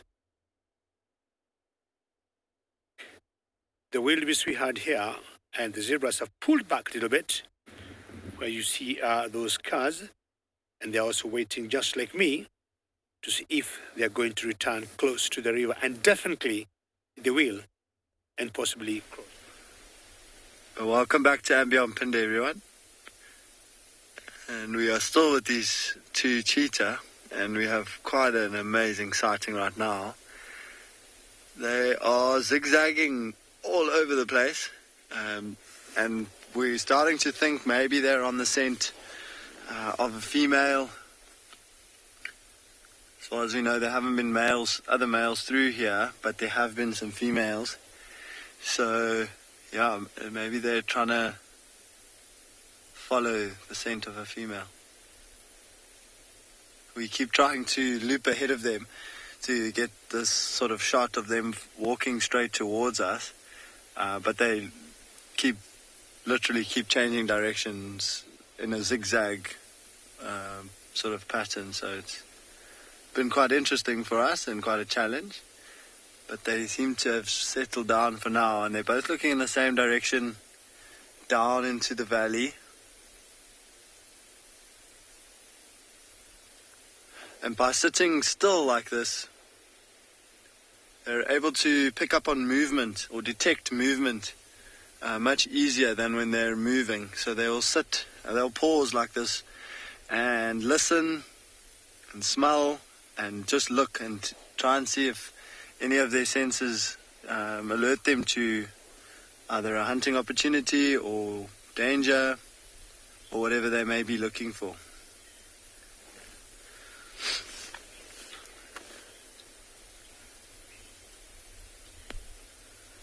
So Paula's asking what their endurance is like when they're chasing prey. So they don't really have a lot of endurance. They can move really, really quickly, as I'm sure most of you might know. Cheetah have been recorded moving or sprinting at speeds of between 110 and 120 kilometers an hour. But that speed they can only maintain for about 400 or 500 meters, sometimes pushing up to 600 meters, but they can't keep that speed up for a long time. So in order for their bodies to achieve that sort of output, it requires a huge amount of energy, and their bodies are adapted so well to reaching that top speed very quickly. And they've got enormous nostrils, massive lungs, and a huge heart, and that heart pumps blood very quickly around the body. Those big lungs take in a huge amount of oxygen at a time. Their very big open nostrils allow air to move into those lungs very quickly, and so that's what allows them to maintain that sort of speed for the distance or the time that they are actually able to, but it's not a very long time. So things like wildebeest, zebra, even impala can outrun them quite easily if they are able to spot the cheetah. So the cheetah still need to get close to them to close that gap, because if their prey starts running before the cheetah have gotten close enough, the cheetah won't be able to close that gap in the time that they have at full speed. And then as long as the prey can stay just ahead of the cheetah, eventually the cheetah will give up because it can't maintain that speed for long enough. So I don't know, you can decide if it's a long endurance or not that long, but if you can stay away from a cheetah for 500 or 600 meters, then you'll be okay.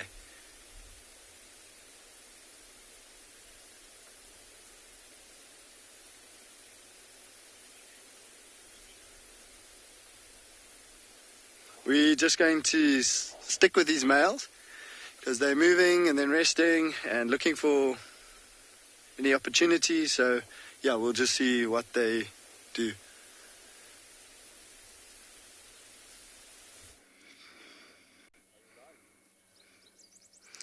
Tandy's not looking for any opportunity at the minute. She's still in the exact same position. But it's getting hot soon. You can feel the sun starting to burn through and warm up what has been quite an overcast and chilly morning. So she's either going to move into the shade or she's going to go flat. Tandy's fierce. She knows exactly what she has to do and when she has to do it. And if she's hungry, I can assure you she will go get food. Of all the cats, of all the felidae species that we get out here, the leopard, Panthera pardus, is the most widespread. They occupy so many different habitats. They're very adaptable compared to lions and compared to cheetah, and you can find them all across sub-Saharan Africa and even Southern Asia.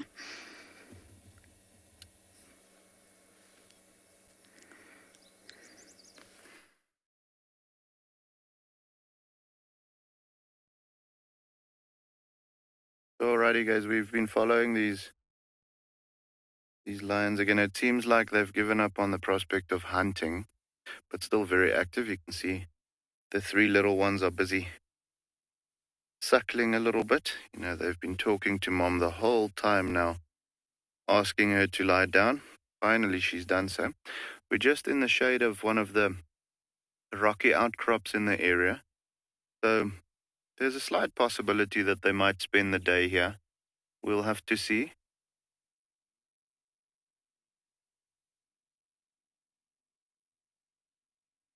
So Priscilla just had a question: how long can lions go without food for?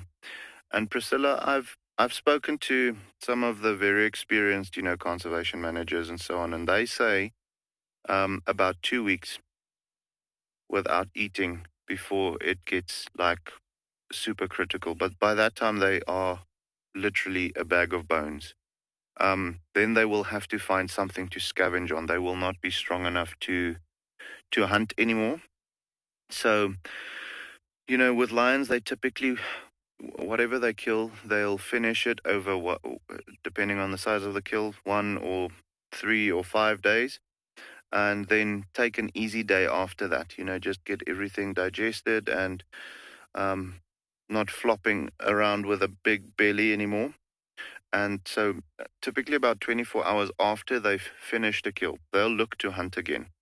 But like I said just now, I've spoken to a lot of smart people that's been doing this for a lot longer than I have, and they say they've seen lions going for 14 days without eating and then still surviving. I mean, absolutely, that is the extreme. But, like we've also seen with us, you can go for a lot longer without food than without water. However, I would not want to go for 14 days without food. I think I would look like a bag of bones then as well. But you're just constantly aware, it's a tough life being a mom out here in the bush. There's so many things to worry about. You can see how she's just scanning the area, making sure that her little ones are safe. The sub-adults are not so worried. They don't have little ones to worry about, and they don't grasp the concept of if this is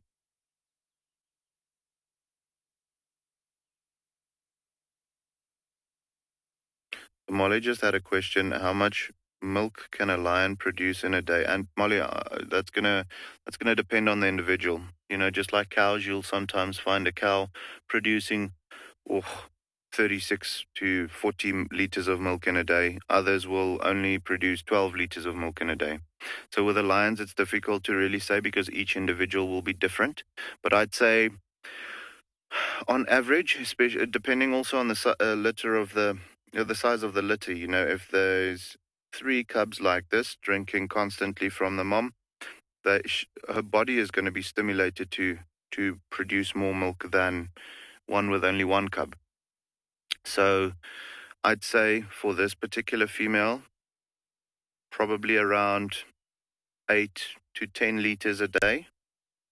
And this is just an estimation. I mean, obviously, I'm not sure how many she does produce, but just thinking about how much the cubs will need per day, I'd say probably about 2.5 to maybe 4 liters per cub. So let's say about 10 to 12 liters, a rough estimate for a lion to produce per day.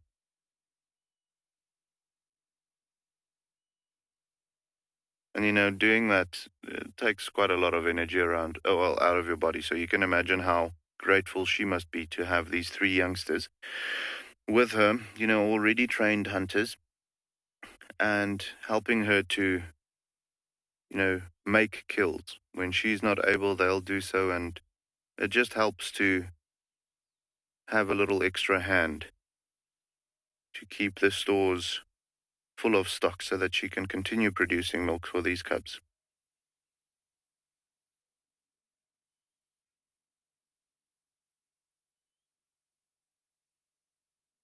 Angie just had a question: is this mother lion the main huntress in this pride?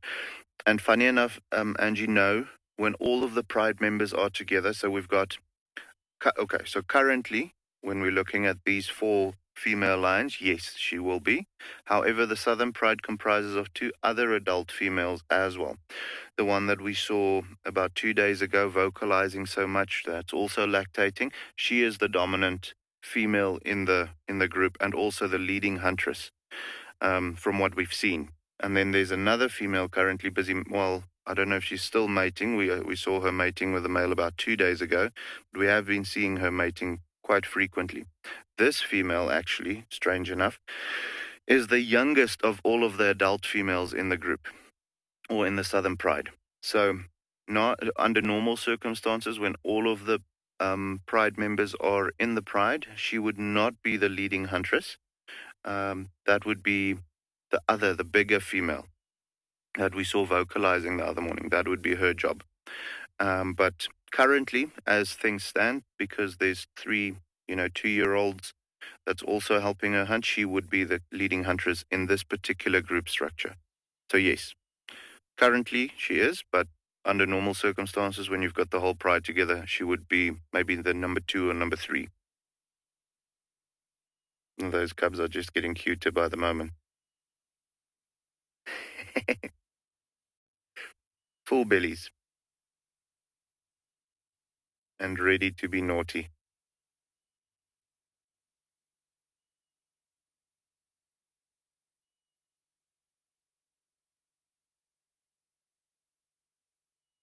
Lots of bees in the bonnet. You can see they don't really get to the point where they lie still. It's always going to be moving like this, and then moving that way, and then moving this way, and then there's going to be a beetle flying by, and they're going to be interested in what's going on over there, and way too much energy.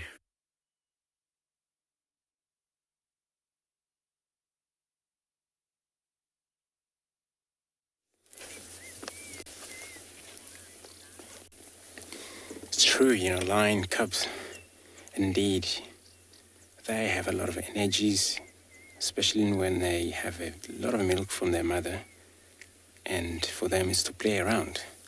But here, with the Washimungwe female, with her single cub she got, and looks like they just went and lay down in these grasses. They have done a little walk. It was like maybe a kilometer walk where we got them, and we think this is going to be a maybe a rest here for the day. We're not sure, it's not very hot. It's a pretty little cloud, so she might actually be interested on maybe get going as I speak. Looks like she's up.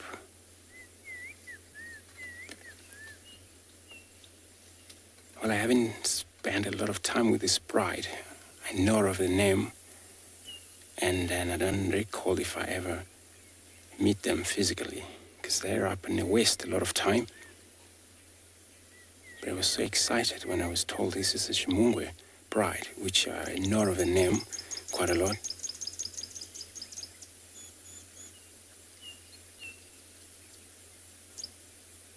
But when we look at her tummy, it looks like she was not bad. It looks like she's great, and she probably feed on a smaller thing, which is cool, which is very good. Many of time, single line is the same thing. There are sometimes struggle to get their food because it's very difficult for them to hunt separately or alone. Which works better for them is to be in a pride. But when they split from the pride, it comes from these different situations of whether the pride have wiped off, only one lion or lioness is left in that pride, and then they have to look for living, they have to look for food. That's a major thing for them to sustain their life. But if it's not so, they'll get skinny. Otherwise, they're big cats. Not like leopard. They hunt on their own, starve on their own. Lion doesn't work well when they're separate from their pride. Remember, for them, hunting in a pride, it works better as a unit. So they both communicate on how they do their hunting, and every time they spot a target, they need to spread up. They spread up. Sometimes they all surround the game. And eventually, as they approach, and they started to chase, these prey species, they might spread around. Finally, one ran in the direction of the lion, and no one will be down that time. And this is when they will have a meal, because they work together.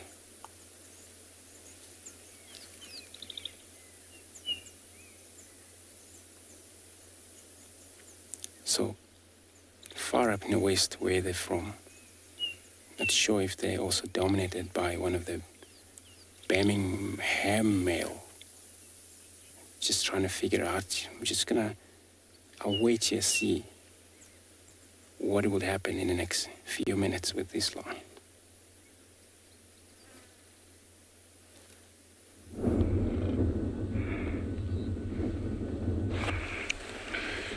Look, more wildebeest. Yes, it's a more wildebeest morning for me, which is wonderful. I hope you are enjoying this. This is your digital live safari coming from the Masai Mara. Talk to us on CGTN Wild, CGTN Wild or Wild Earth. Questions and comments are very, very welcome. And just to give you a quiz now, if you don't mind, quiz coming. Yeah. For how many months does the wildebeest migration last in Kenya? For how many months does it last in Kenya, the wildebeest migration? We'll give you some answers later on, but I'll continue mentioning the question. I hope you're enjoying this, and this is a new sighting of wildebeest. We had them about 3 weeks ago in huge numbers. They moved around and around and around and went back towards the Serengeti, which is in Tanzania. But there has been talks of them coming, and this morning I have driven to meet them, and here they are. They are at a place we call Kilo 2. That is about 30 kilometers from the Tanzanian border and halfway towards where our camp is. So, they're still a long way from camp. I hope you're enjoying this. This is hundreds and thousands, as you can see. These are just but a few, the ones that are close to me. But as you can tell, James has been, sweeping along.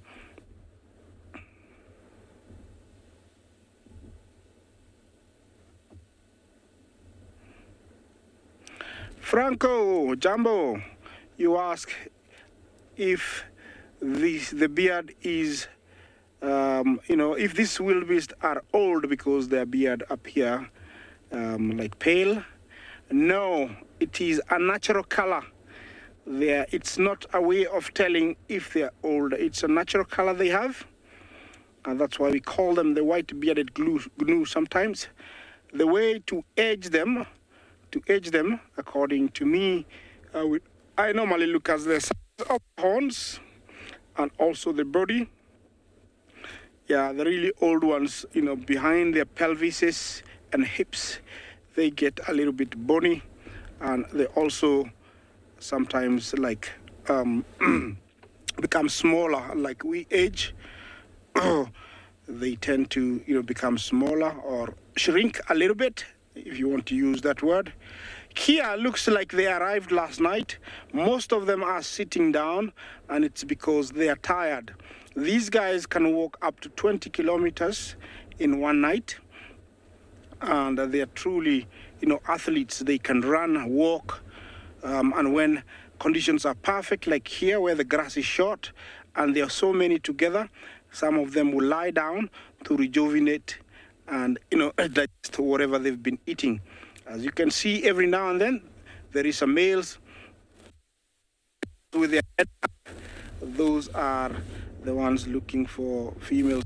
But this young guy here tired from walking. Yeah.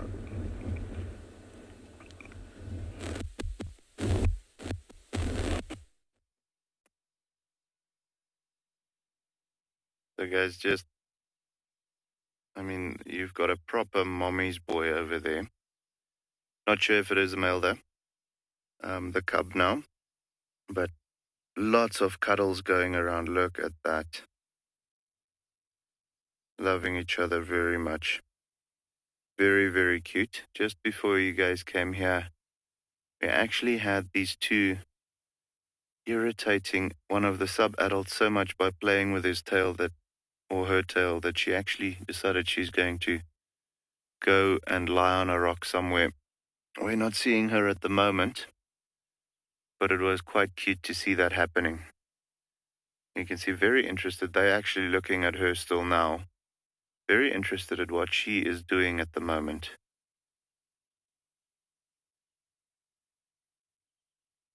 Beautiful. I'm actually quite glad that they chose the shade of the mountain for us to look at them, because it is going to be quite hot today. So, that little one is very curious. Very important for them to also be curious during this time of their life. To a certain extent, there's good curiosity.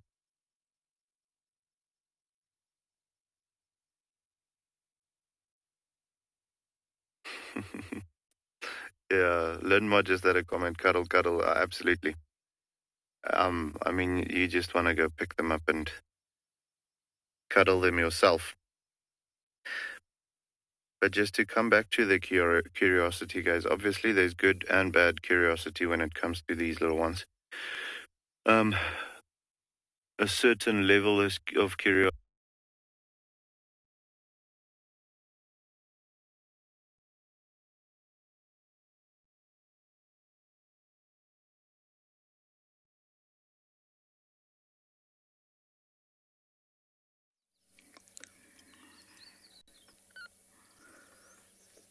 Sorry about that. Who knows what happened to Tswalu, but I'm sure they'll be back.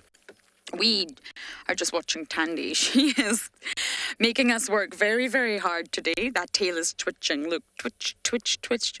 It's raised because she's exposed, and she's trying to tell everyone that it's a peace sign and she means no harm, but actually she does mean harm because she's starving.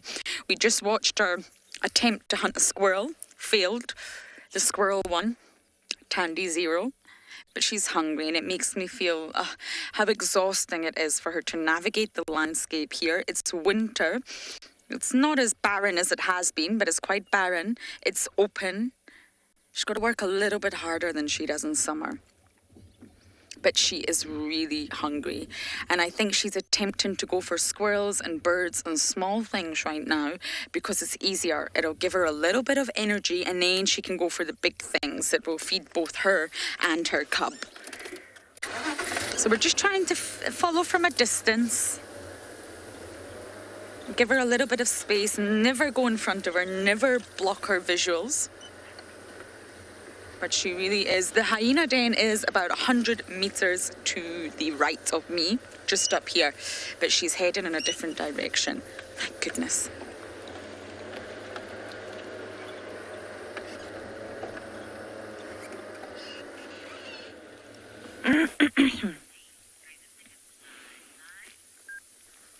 And from one leopard to another, welcome back to Ngala, where we are sitting with a young male leopard on top of a termite mound.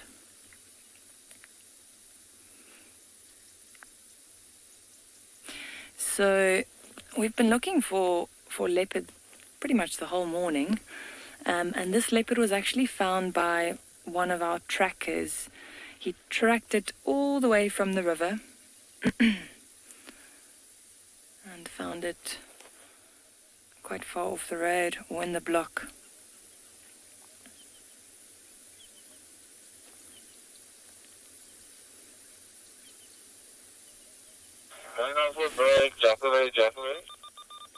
Oh. Have a look. Now that he's facing us, you'll notice that he's got a very pink nose. Once again, that's an indication of age, so you can tell that it's still a young leopard. So he's around 15, or let's see, he's around almost a year and a half. Almost a year and a half old. Oh, nice big yawn. So he's got a sister that's probably somewhere around here. And I believe they had tracks of the mother as well, but we haven't managed to find her yet. He's slightly more relaxed compared to his sister though. And yeah, this is also the first time I'm seeing him in 5 months, and he really has grown a lot.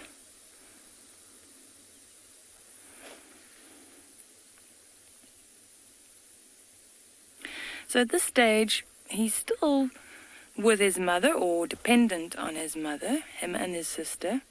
So she probably left them in an area, or in this area, and she might have gone out for a hunt. And if she does manage to catch something or find something, she'll come collect them and they'll go feed with her. He's just taking a little nap now.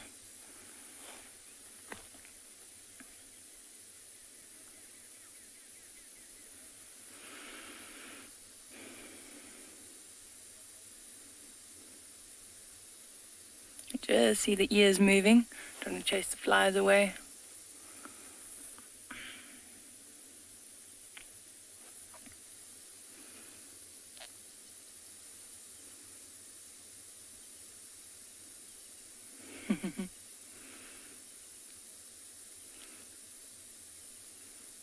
Already dreaming about that next impala.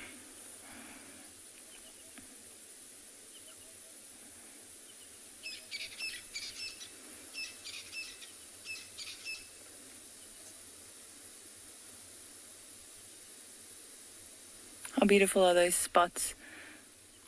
And once again, you can see the solid spots at the top there, turning into those rosettes at the bottom. The coats are really special.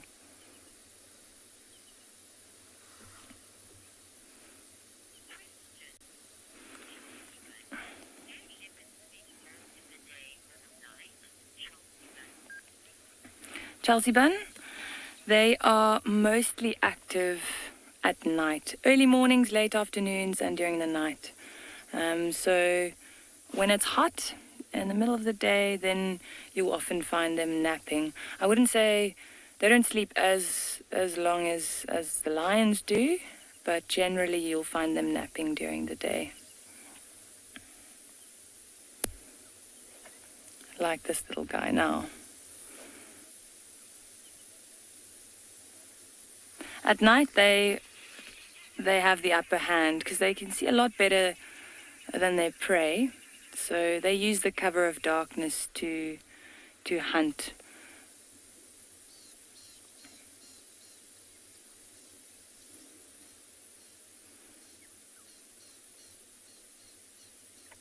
But for now, he's got quite a nice little vantage point where he is. He's perched on top of this termite mound. When we arrived, he had his head up and he was listening and just looking out.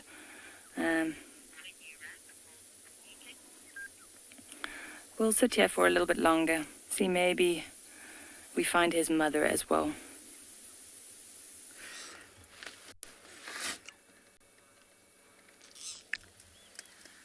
She sees something. I don't see anything.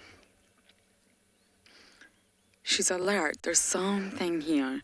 Possibly an antelope. She's using the termite mound, Shadulu, for cover.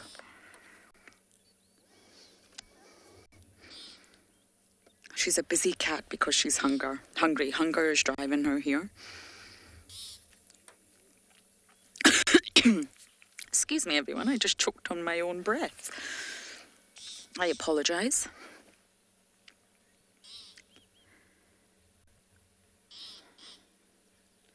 Now, not only has she got to feed herself for her normal energy requirements and nutritional requirements, she's got a cub to feed, but she also requires more because she is still looking after the cub. It actually eats quite heavily into their energy budget when they're a mother and they have a cub to look after.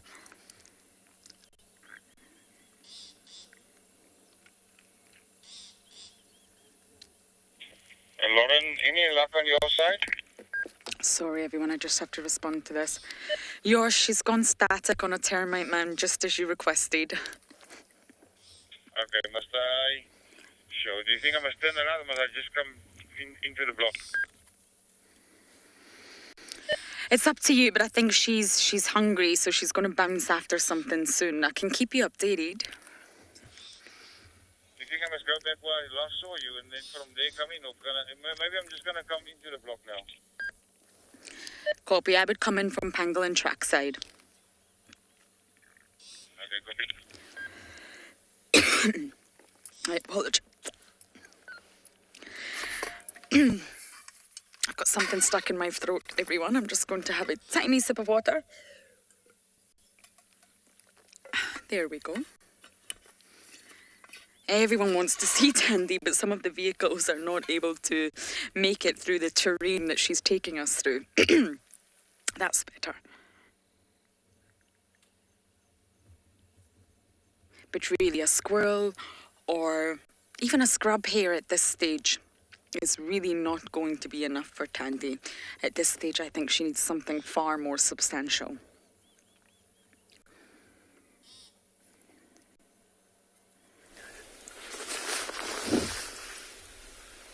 Welcome back to Ambient Pind, everyone. We are still with these two young male cheetah. And this spot that they've found now, they've been at for quite a while. So they've probably been resting here for the last 10 or so, since you were last with us. And they seem to be slowing down again. So they haven't moved too far from where they were. Maybe they were just wanting to get out of the grass, because on that side of the hill it wasn't in as much sun. Maybe there was a bit of dew there on the ground, so they were feeling a little bit uncomfortable. But also they didn't have a view of this side that we're on now, so they've come on to almost the other side of the ridge. And oh, there we have a bit of movement. Looks like he's heading straight towards that small dead tree.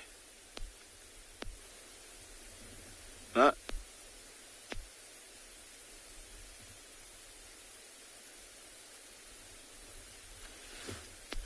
So we have been scanning with our binoculars in the direction that they've been looking, and we have managed to spot some impalas, a herd of impalas. So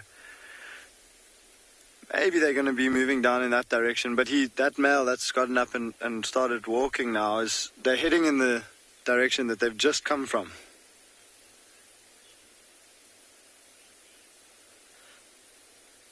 TaylorMade is asking, where else in the world do you find cheetahs?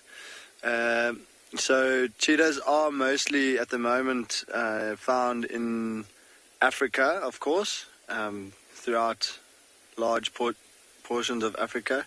That's what I was talking about on that dead tree. That male is now spraying urine. So they are scent marking. And then there are cheetah that are in the east. So up in the deserts in the Arab Emirate areas. I can't remember the exact name of what they are called now, but yeah, in the east of Arab East Emirates. I think they are princes that keep them there as well, unfortunately, as status symbols, which is quite sad, because cheetah do tame very well. But there are some wild populations as well. But interestingly enough, the cheetah's closest living relative is the puma of South America.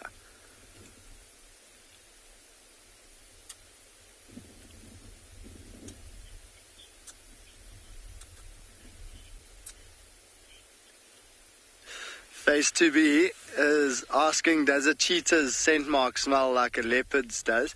And no, it doesn't, unfortunately. It's not that battered popcorn sort of smell.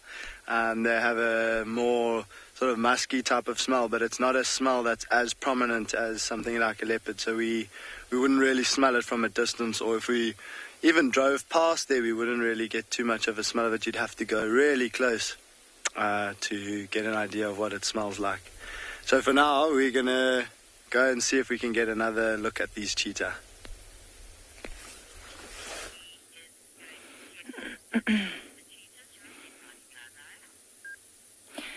So this young male leopard is being very lazy.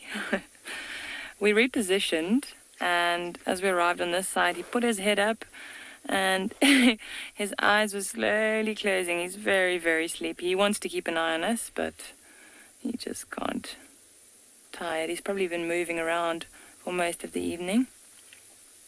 But we've got a really nice view from this angle. So beautiful to see the white on the insides of the legs, below the belly, and then it turns into that tawny color on the back and the outside of the legs. We've got such a nice spot here, just soaking up this morning sun.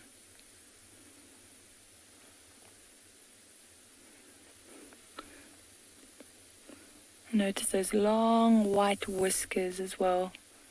You can see on screen there now. Because they're mostly active at night, and they do like the thickets and really dense areas, those long white whiskers will actually act as sensory organs. So it'll help them move and maneuver around at night.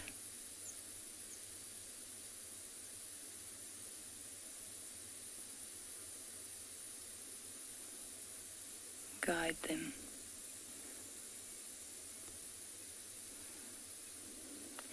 I'm seeing spots.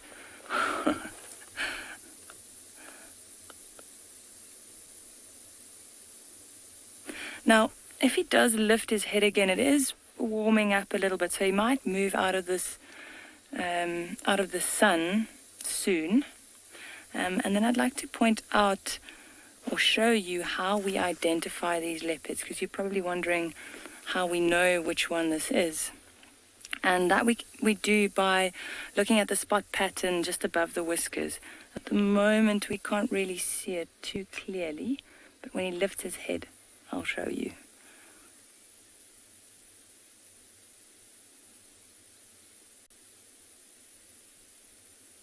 is such an incredible privilege to be able to sit next to a leopard like this.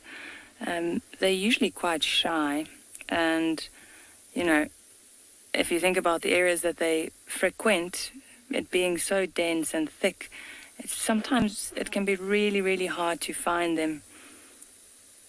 And they often hide from us.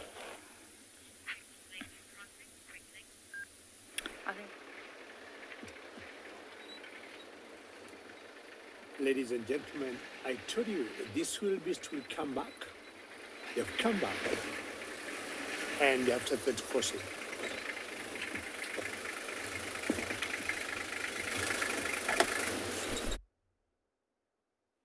I told you this wildebeest will come back, ladies and gentlemen. They have come back, and they are actually crossing the river. How lucky are we? Keep watching.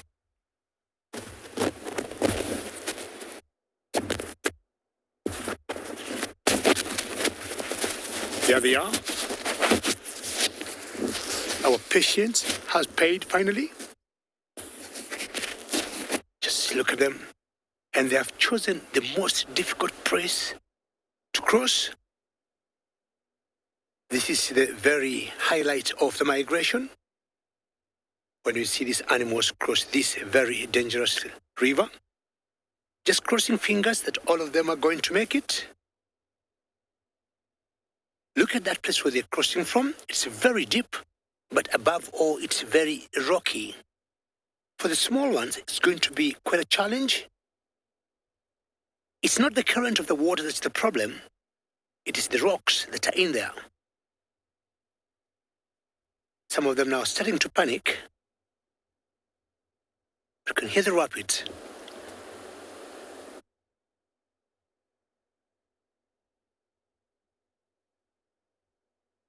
Helen, I agree with you. I mean, I will never understand, Helen, why these animals always choose the most difficult place to cross the river.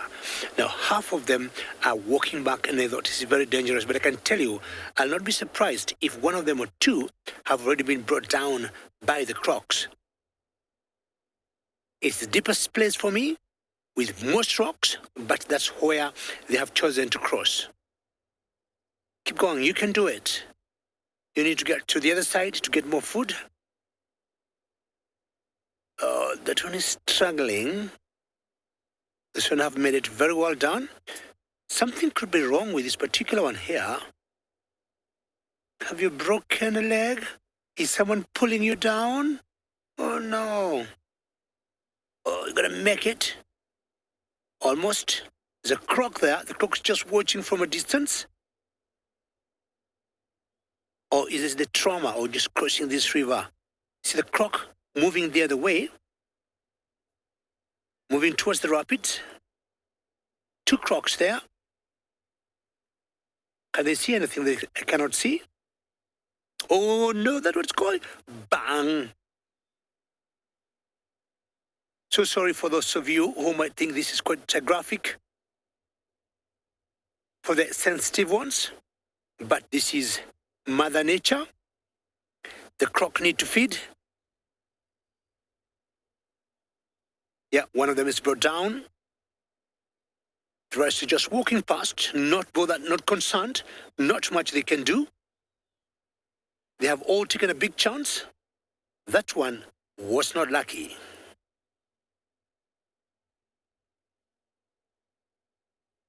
This is all nature. So you have no reason to be worried.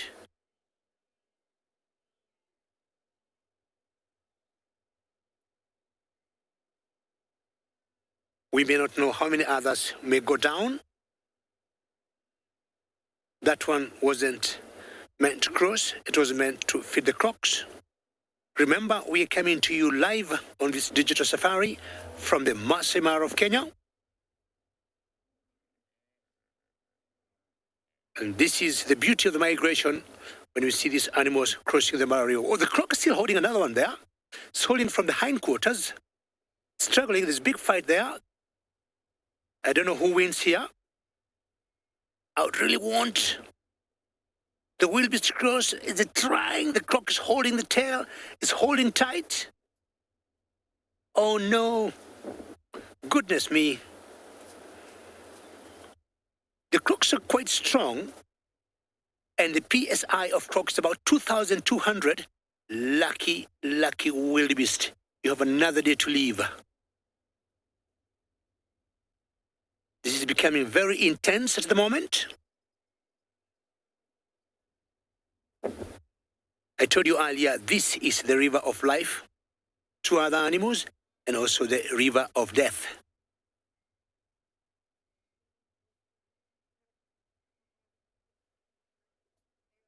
I am very impressed with that wildebeest. It made it, but this one I highly doubt she will make it. Already going in the wrong direction. I want to believe there's a huge, massive croc holding it down. The Nile crocodiles are big, strong. They have very destructive bites. Now we got zebras here coming, which initially I thought the zebras would be crossing the river fast. They chickened out, and the wildebeest did the vanguard. Just wait and see what happens. All right, zebras, you need to lead the wildebeest. Now, this particular herd is choosing maybe an easier route away from the rapid, one zebra in. I'll tell you, the other two will be in very shortly. Come on, zebra, move it. Not really. Uh-oh. Where do you want to go? Go backwards? Okay. Better planning. Choose a different area to cross.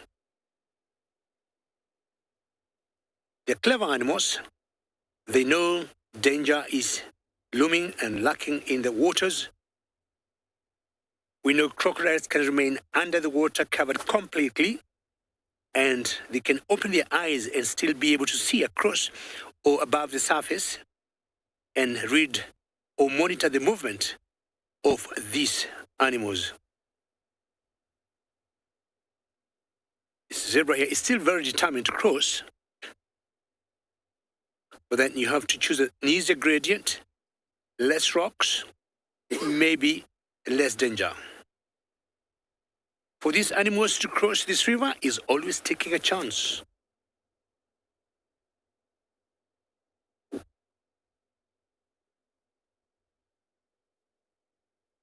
The whole of this group seems to have chickened out now. But I'll tell you, they'll go away, feed, and they'll be back right here.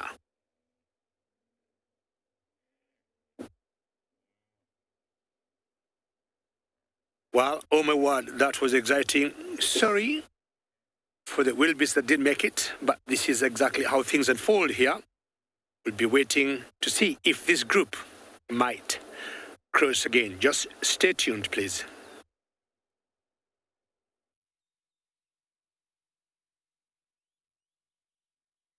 Yeah, guys, not always the easiest thing to watch, those crossings, especially when the croc is successful.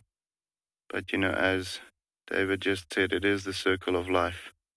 But we have some interest from the lion's side and some oryx way in the distance just feeding in our direction. So there might be some action happening here a little later on. Them. You can see Mom's not too concerned. She's sleeping with her head up. But the sub-adults are definitely a little bit more interested. The cubs are playing on the rocks in the mountain. They're just busy, being up to no good. Look at that. Climbing trees and shifting rocks. There's the other one coming through now as well. It's been a real treat to have them with us this morning. Beautiful. As the sun starts coming through, hitting those lines, you just get that exaggerated effect on them. Really, really stunning. But we're hopeful that these oryx will come a little closer, or the gemsbok. It's difficult but you can just see some of them standing underneath the tree, way over there, a bit more to the right. Yeah, just there, underneath the tree on the right-hand side, guys. A bit more, Dave. Bit more. There. You can just see them standing there. It does look like two youngsters, so the chances are good. If they do come a little bit closer, there's actually a giraffe also walking just to the right of them. I don't think they'll be able to do something with the giraffe, though. That is an adult, so with a structure as it is right now, with a pride, having the three inexperienced hunters as far as giraffe killing is concerned, I don't think they'll be able to take down a fully grown giraffe. But those guys are definitely in the sights of these lions. You can feel the wind has actually changed now in the favor of the lions. It was blowing from the lions to the oryx the whole time. And now with the sun coming up and heating up the air, you can definitely feel a wind change, which is great for the lions, not so good for the oryx. However, we'll have to see. It is getting warm, so I don't think they'll maybe try now. Maybe this afternoon they'll try something.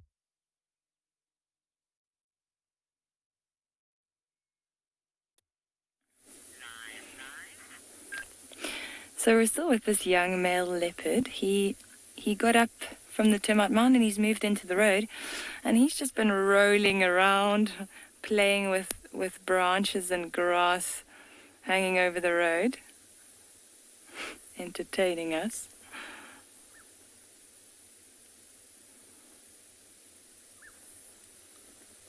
Look at that.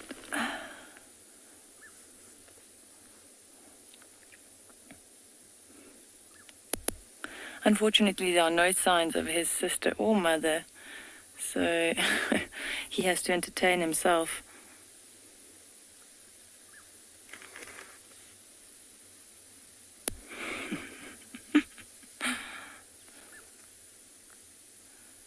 Having the best time.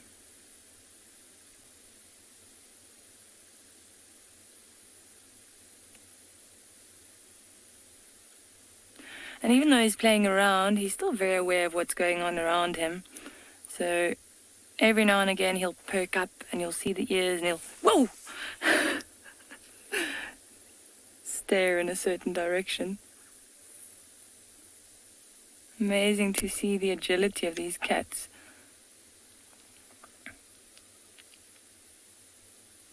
Now, notice when he walks down the road, you'll see that white patch at the tip of the tail.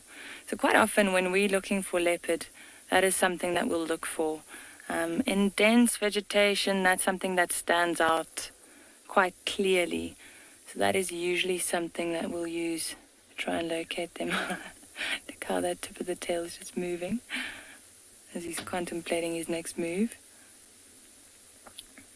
So even though, like I mentioned earlier, he's still dependent on his mother, but, you know, if she stays away for a while, he'll already try and see if he can hunt small things like little mongoose or birds, insects even. They really are very opportunistic cats.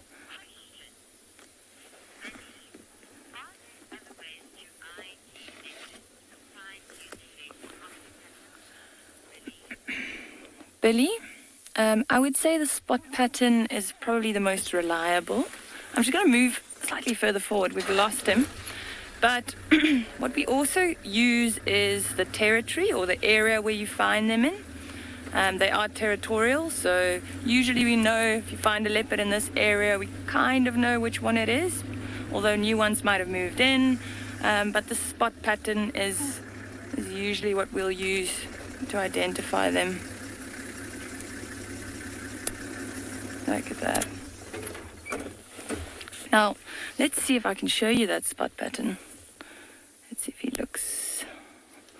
See what we can do now. He's going to continue down the road for now. So we use, as I mentioned earlier, we use the spots just above the whiskers. And then we also take down the markings next to the eyes. And then also, I mean, if it's an older leopard, sometimes you'll see the ears get quite tatty, so there might be a cut in an ear. Or we used to have this female leopard here with a kink in her tail, so that was also quite an easy way of telling that it was her if you just had a quick glance of a leopard. Oh, you can barely see him now that he's in the shade.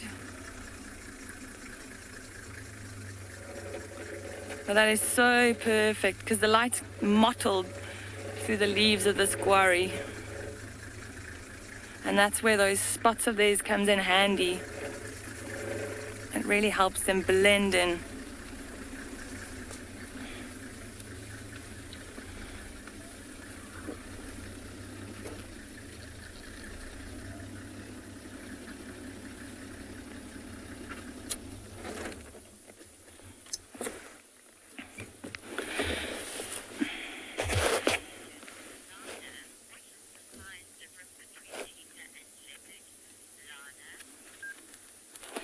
Lana, so the size difference between cheetahs and leopards. So cheetahs they're quite lanky, quite tall, whereas leopards they're shorter, but they're very stocky and much stronger.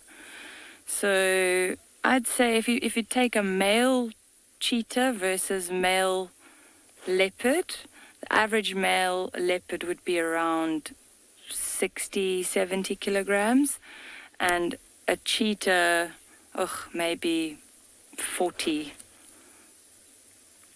So the leopards are much stockier, stronger, much larger head as well. The cheetahs are generally considered as one of the weaker predators out here, and they'll try and stay out of a leopard's way if they somehow came across each other. How he's just grooming himself.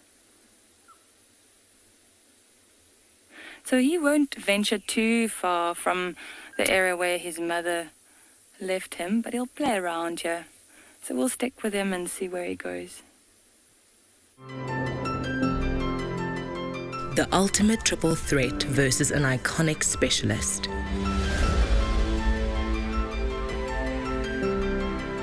One built for stealth, power, and ambush. The other designed for speed.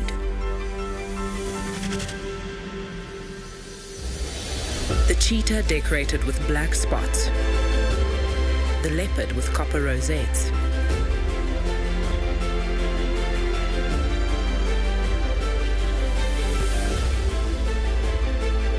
The leopard, a stalking cat of the woodlands. The cheetah, a coursing cat of the plains.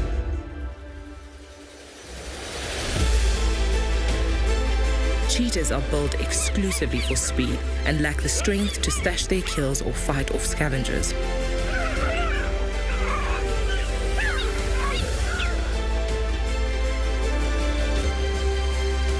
While leopards are strong and agile enough to hoist their kills away from thieving lions and hyenas,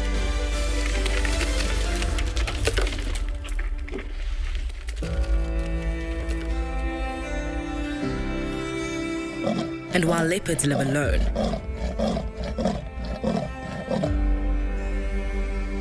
cheetah often find comfort in the company and protection of siblings. Each cat is the master of their domain and holds a spot atop the African food chain.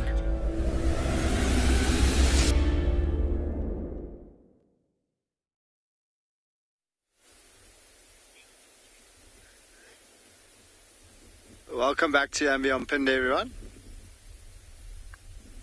So we followed the cheetah again, and they have now moved to a shady spot. So they found a really nice bit of shade here under quite a thick tree.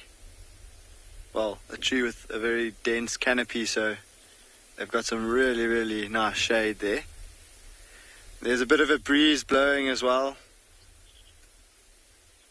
amazing how quickly it's gotten hot from really freezing cold this morning. It was about 10 degrees with a lot of dew on the ground, so it was really feeling cold. And now as the sun is rising higher, it's starting to warm up.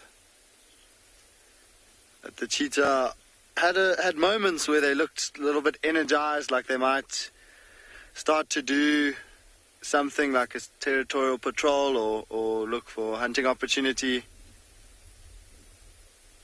But I think they found this patch of shade and it's just what they needed. They are looking quite sleepy. The one is still just grooming himself a little bit, but the one on the left has got his head down completely. He's picked it up a little bit now.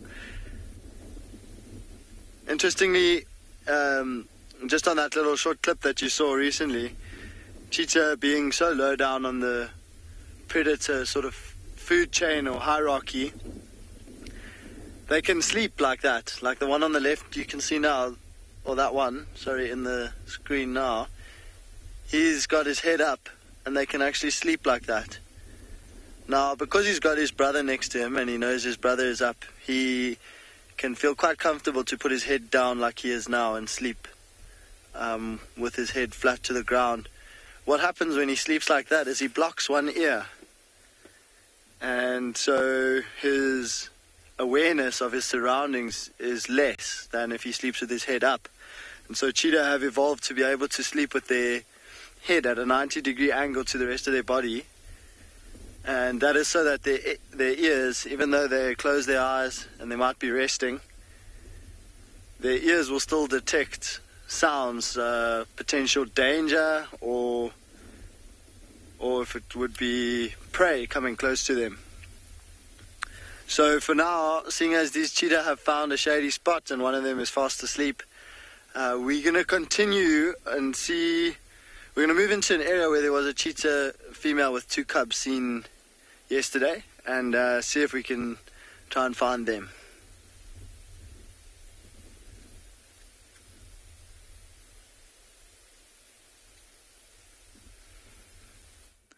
Look at this huge bull. Just give you a quick look at him. He is walking off, but look at the coloration.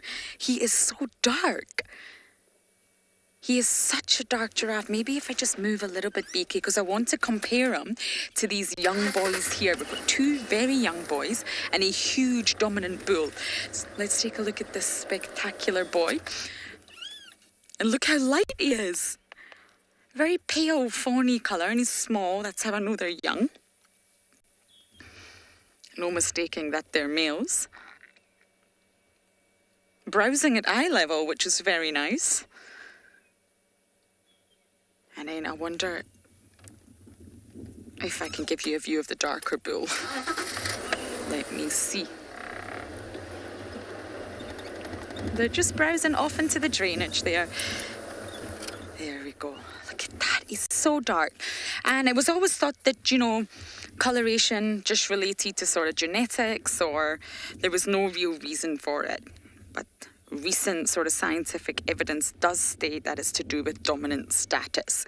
So although giraffes are quite territorially aloof and socially aloof, there will be a dominant male. And the dominant males are said to be much darker than the other males. So this must be the most dominant male in town, which is fantastic news. And he's huge.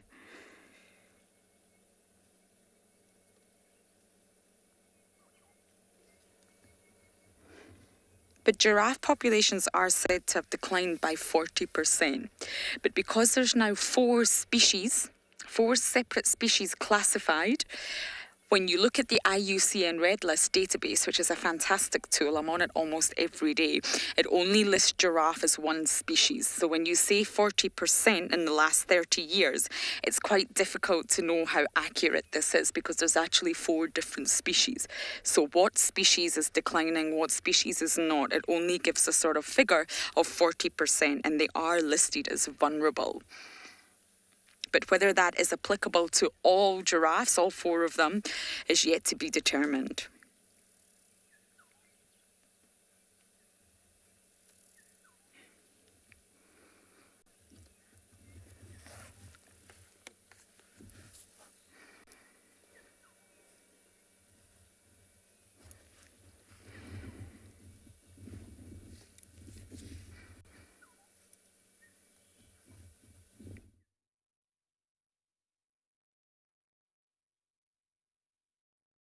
Yeah, guys, it seems like they've given up on the prospect of hunting for this morning. It's getting quite warm. However, there is 3 little ones that's getting their belly filled, luckily. You can see the 3 little cubs busy drinking there. You can hear them fighting with each other as well, or growling at each other at least. Quite a vocal thing. It seems like all 3 of them has a teat now. But yeah, all the morning's playfulness has burnt the energy levels to the point where they need to feed now again. I have to say, the mom is actually lying quite still now. So I do think they're quite hungry. With them already having teeth, if it's just like a sweet to drink a little bit of milk, they sometimes chew on the teat, and that's very painful for her when they've already started developing teeth. So typically you then see them jumping up, the mom, and maybe growling at them a bit, or just showing some teeth to show them, hey, this is not fun for me anymore. But as you can see, very quiet at the moment. So everyone's got something that they are liking. Oops. I don't think that was for the cubs. I do think she's picked up on a smell maybe, or so. Possibly an antelope coming through. You can see she's staring with quite some intent. I'm not seeing anything at the moment in the direction that she's looking. But, their eyes and senses in general are a lot more acute than ours.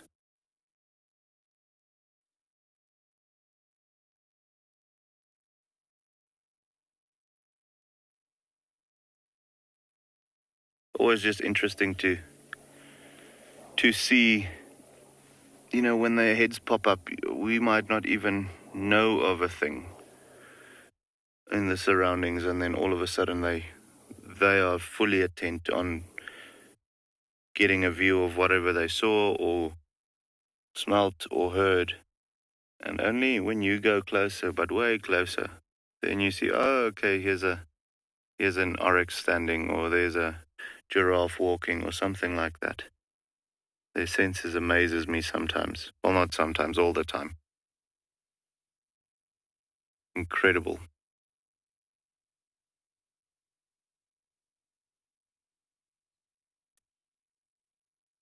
They are very happy, very quiet cubs at the moment. Full mouths, and hopefully soon full bellies.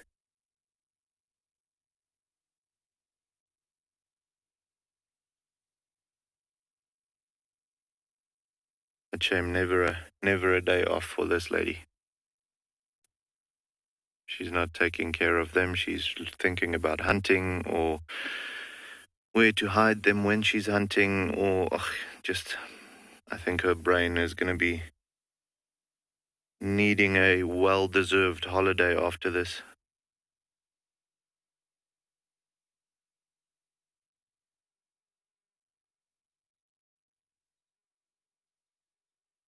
So Martha just had a question. Would a lioness abandon her cubs or her litter, or at least just one cub, if it was injured or deformed? Martha, yes, they would. Not out of choice. What will happen is most likely she'll take care take care of it and nurse it until it gets to the point where she can't physically carry it around anymore, moving it from den sites. Like these cubs right now, she doesn't carry them around anymore. So if there was a deformity and it becomes more apparent, where they can't follow the female when she needs to go to drink water, or when she needs to go and hunt, or just follow the pride in general when they need to move to a different area, then unfortunately, yes, she will at first, hang back and try and get the cub to catch up, and then they have to catch up to the pride. But at a point, she needs to start thinking about her own survival as well. So as long as the cub injury or his deformity does not impair her ability to stay alive. She won't abandon it. But as soon as she starts suffering because of the cub's, lack of motility or anything like that, or mobility, that's when you'll find her actually having to leave the cub behind. It wouldn't be out of choice. It's just, her drive to stay alive that will cause her to unfortunately abandon that cub. However, you know what? In the bush, an animal with a deformity, if it is born with a wonky leg or with something like that, the likelihood of it surviving in any way past the first, let's say, a month, or let's be, very lenient and say 6 months, is highly unlikely. The bush has a way of sorting these things out, so only the strong and the, I want to say, perfect characters survive. So to answer your question, yes, she will, not out of choice, but just because she needs to stay alive herself.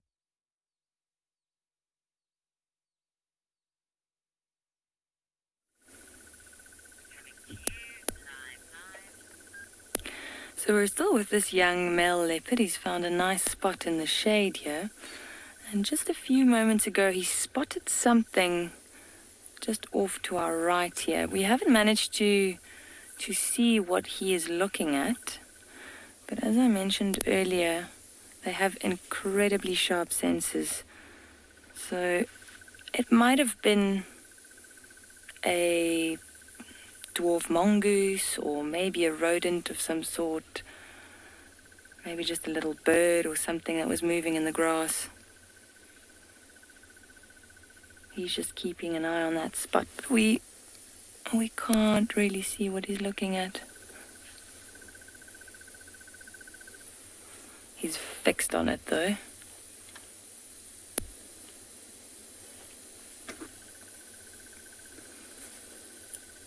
So now that we're kind of looking at his backside, I want to point out the ears. So I'm sure you've heard with some of the other cats, like the lions as well, they also have these black markings behind the ears.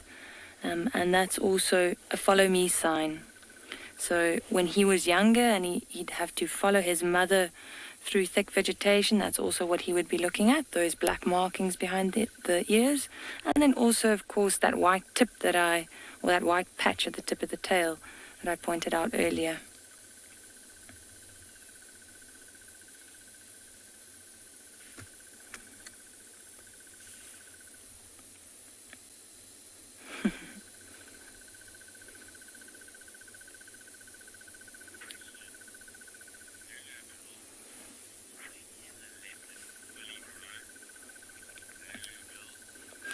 Lulubelle, when is a leopard fully grown? So generally, they'll stay with their mothers for, until they're around 18 to 24 months. So he's almost at that age where his mother will kick him out. But then the males will only start establishing a territory when they're around 4 years or so. There are other leopards in the area, and they'll try and keep them out of their territory. So, in a few months, he'll already be a similar size compared to his mother. His mother isn't that big. She's actually quite small, and the males tend to be a lot bigger than the females. And then it's quite an interesting thing to see when you see a female leopard with her cubs, and they're around 18 months old. They all look the same size. And with leopards being solitary, that's quite a special thing to see.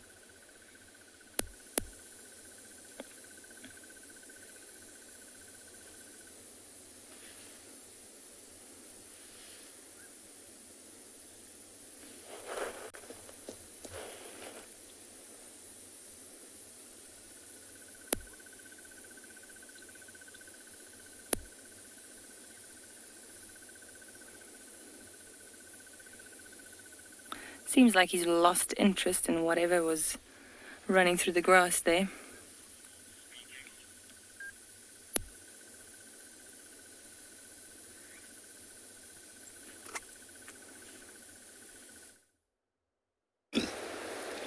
Yeah, leopards will normally behave like that. One moment they got some intent of a hunt or going to stalk something, and the next minute, just leave it. Well, have remained here because my wildebeest have pulled way further back in the bush, but also that doesn't mean I'm not getting excited. We are getting more animals coming out of the water, like this huge male crocodile. These are what you call the Nile crocodiles, and not the exact one that was trying to catch our wildebeest earlier, because he remained not very far from where the one that was trying to bring back to the water, to the river of death, the wildebeest, and he wasn't bothered.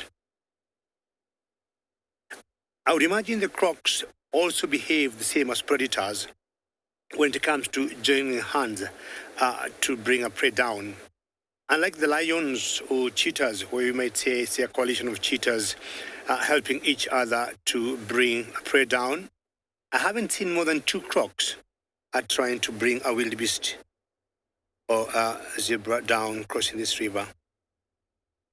I'm not sure whether that's the small little calf that was brought down by the croc, but definitely they caught one for themselves, and it must be under somewhere in this river, maybe on the base, and unfortunately by now it must be dead because it was drowned and it's getting bloated with time. Funny how the hippos sometimes are never bothered when the crocs are trying to catch the wildebeest, but I remember seeing one incident way back where a very huge croc caught a baby wildebeest, and a huge bull of a hippo went to fight off the croc, and that baby survived.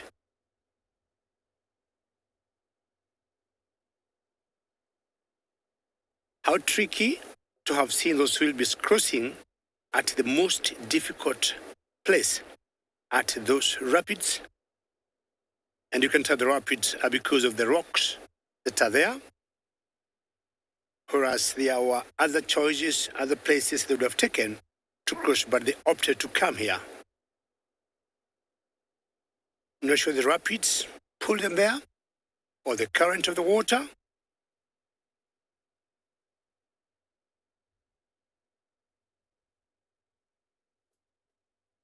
Alice would like to know how long is the Mara River.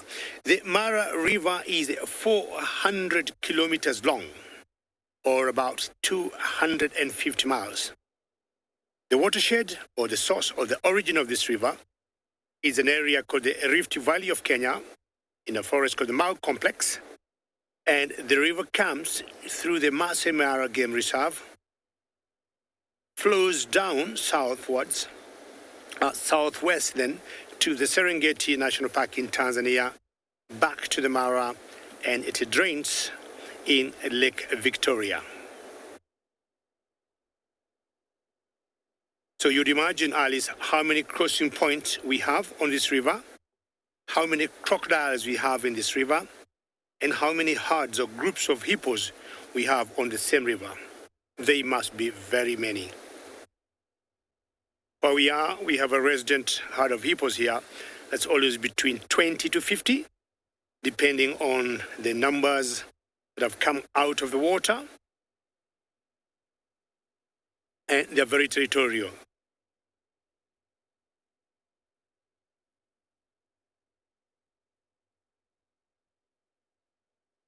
Hyla, you're wondering whether we got giraffes that do migrate. No. I mean, it depends on what you're looking at migration to be.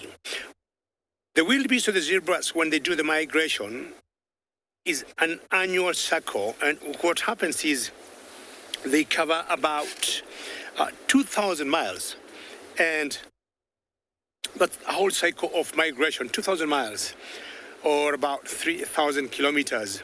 Now, when we talk of giraffes migrating. Of course, giraffes will move from one place to the other. Giraffes got what we call home ranges, and they may cover maybe 50 kilometers, 100 kilometers from one point to the other, and then they stay there. But basically, giraffes do not migrate. But the wildebeest, the zebras, will do covering long distances. I am still very hopeful. The animals that left here, the wildebeest and the zebras, will be right back. And that means I'm staying right here.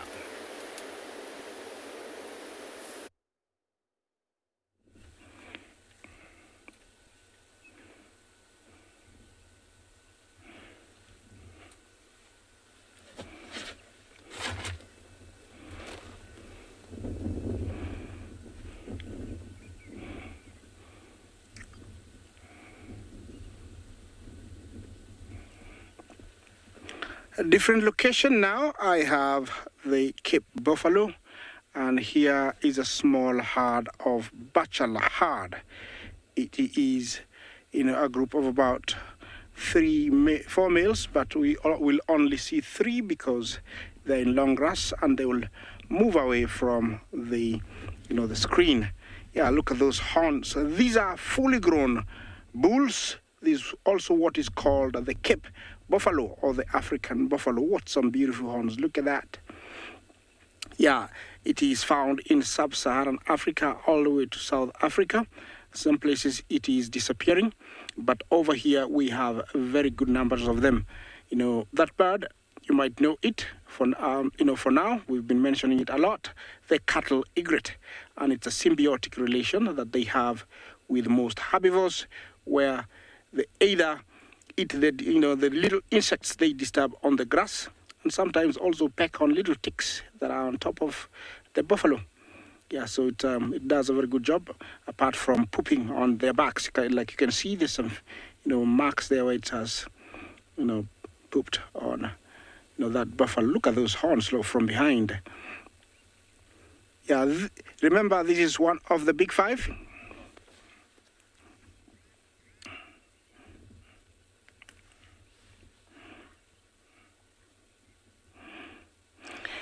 Okay, just going back to my quiz I asked earlier. I hope you still remember. It was about how long does the wildebeest last in the Masai Mara. If you said 3 months, then you have answered correctly. I understand we have Miss Zero, June, and somebody else. I'll mention your name shortly. You have said 3 months. Congratulations for being a good follower. Thank you very much. It's 3 months. It was Nancy, the third person. Thank you very much for being a keen follower. You have answered correctly. The wildebeest last year about 3 months. Thank you very much. Yeah, I'm gonna move to the river, but these guys have got some very beautiful horns. Look at them. Yeah, they're looking at me. I'm just like, yeah, they really, that's why they're separated. They're fully grown. They reach maturity at the age of about 7, 8 years old, where they split away from the main herd and become, solitary or lone males. They form a small group of bachelor herd, and anything approaching them, including humans on foot, they can be attacked without warning, and that's why they're very, very protective and dangerous. I'm gonna watch them for a little bit and then go to the river.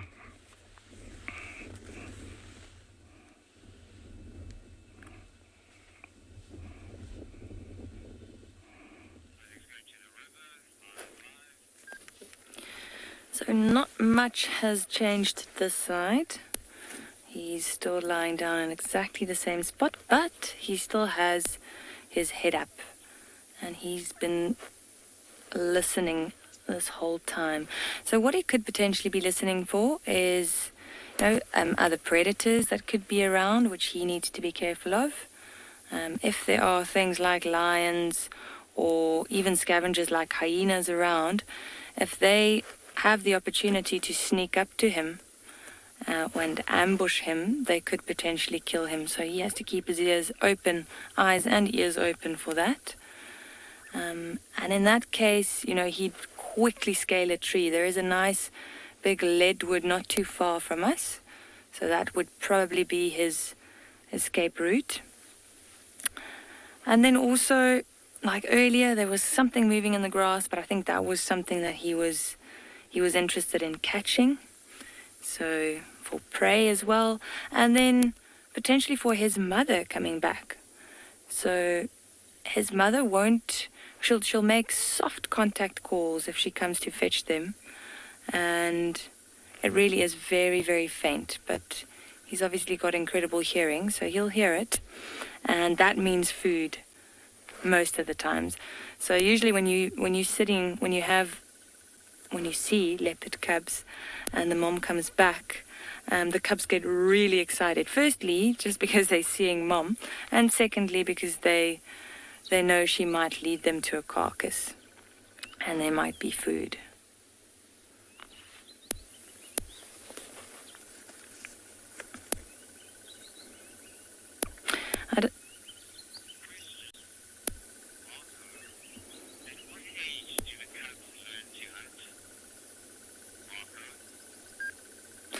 Marco, at what age do the cubs learn to hunt? Like I mentioned earlier, because they are so opportunistic, they will start hunting and playing around from a very young age. At this age, now, he is, like I said, almost a year and a half old, just slightly younger than that. But he's already catching small things, so they'll play around with that. But once they leave their mother, like I said earlier, which is about, between 18 and 24 months, they are already competent hunters. And, if they struggle to hunt, then they'll start with smaller things like ground birds or small mammals, and then work their way up. Once they start catching larger things, then they have to get it off the ground. There are lots of hyenas in this area, and if they don't put it up a tree, then hyenas will definitely steal it from them.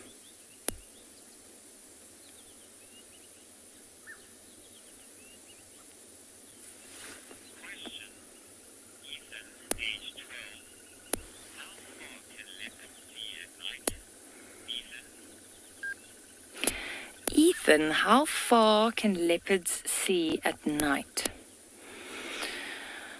Ooh, that is a tough question. I'm not 100% sure, but if you think about the vegetation that they're in and that they like spending time in, it is usually quite dense. So you can't really see too far when you've got a thicket around you. But with them having a better eyesight than their prey, they can see a lot better through those thickets even. But a lot further than we can at night, that's for sure.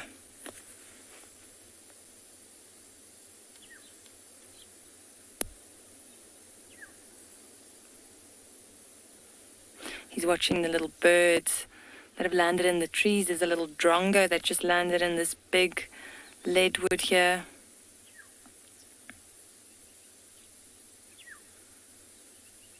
Very aware. We were watching him earlier when he was walking down the road, and he looked quite well covered. It doesn't look like he's hungry. His belly looked quite full. So I think they recently had a meal somewhere.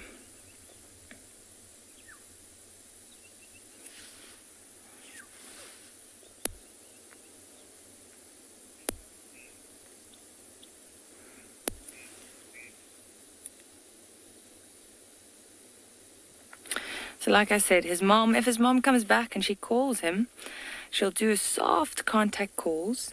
And I don't know if you've heard, or if you've seen a leopard before, maybe you've seen documentaries, you've seen it on TV of leopards that call, and it's quite a rare thing to capture or to hear.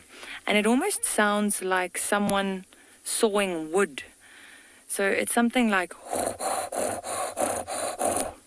hey. I think that was a good imitation. He even looked over.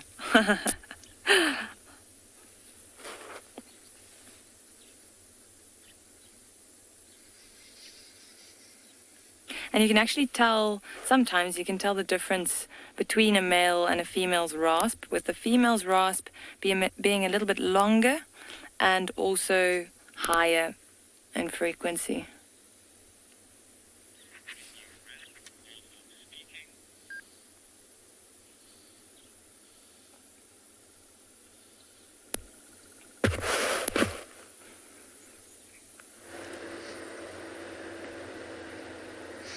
A leopard saw is actually my favorite sound of the bush, as well as a hyena's whoop.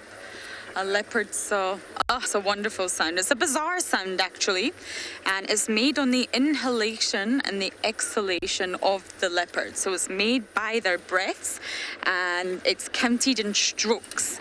There's actually a specific number of strokes that a leopard will give in the saw. I really can't do that noise, but you get the point. And it indicates different things. So they will saw slightly differently when they're on territorial patrol to when they're doing other things. And it's fascinating. You can count the strokes, and an inhale is one stroke and an exhale is the other stroke. Now Tandy is somewhere in this block. We made the decision to leave her. I'm a big believer that you don't need to stay with an animal for 4 hours. We've had our time with her. We followed her a little while. She didn't make it easy, and she's hungry. She's really skinny. She stood up and walked in front of the car, and she's really slim. She's hungry. She's got a cub to feed. Let's just let her be. Now, we were not disturbing her, but just let the animal be, and hopefully, maybe this afternoon we'll have her on a kill with her cub by her side, and it'll be the most perfect sighting. So that's what I'm hoping for. She might pop out, she might not, but it's time to leave her, I think. You have to be able to make that call at some point when you're with the animals. And we also checked the hyena den. It's not active. I think once it gets a little bit later in the morning, the hyenas do disappear. First thing in the morning is the best time for our hyenas.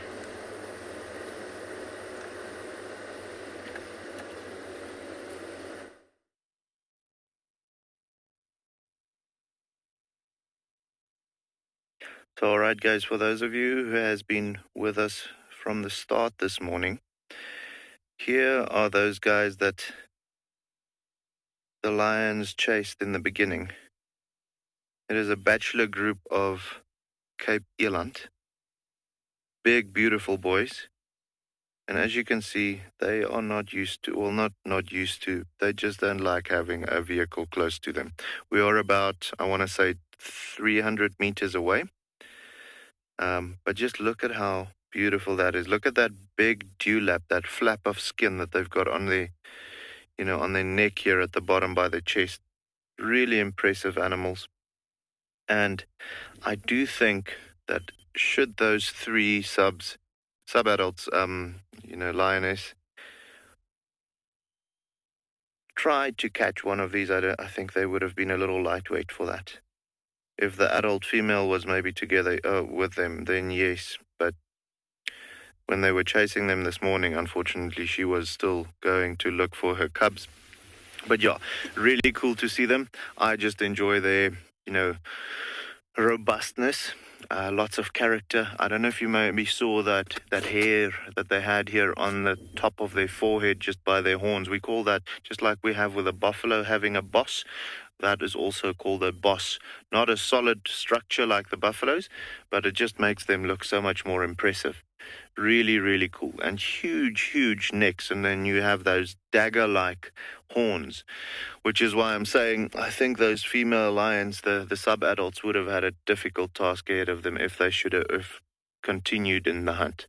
So yeah, really cool. We have left the pride of lions, though, with the cubs. They're still relaxing in the shade of the mountain. It is getting warm now, so I don't think they'll be doing anything constructive for the rest of the day until it cools down this afternoon. We might actually come back here to see if they don't want to hunt. But for the time being, we are going to see if there's not maybe a male lion track going somewhere or so. If we find something, we'll let you know.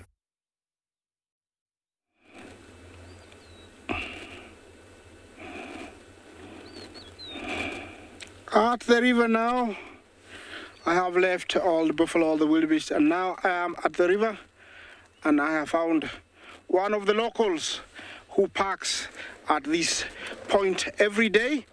He's the famous Nile crocodile, and that is one big one. You can tell he's so happy, and he's not smiling. They usually have some of their teeth, showing off outside. So he's parked there, waiting maybe for another meal. What are you gonna show us here, James? There's another moon star. I think he's the other one that we have been showing you at this section of the river. I will call him Freddy. And Freddy is swimming upstream nice and slowly. He's one of the big guys I've been coming across here, and he's got a pinkish nose when he turns. I don't know if it's the right one, but I think that is Freddy. He's swimming up to the point where he normally basks. I don't know if he's gonna come out, which is not going to be very good news, just in case there is wildebeest or zebra coming down. But what can I do? I just have to live with what they offer me. Yeah, these Nile crocodiles, they grow up to around 20 feet here, 21, and can weigh up to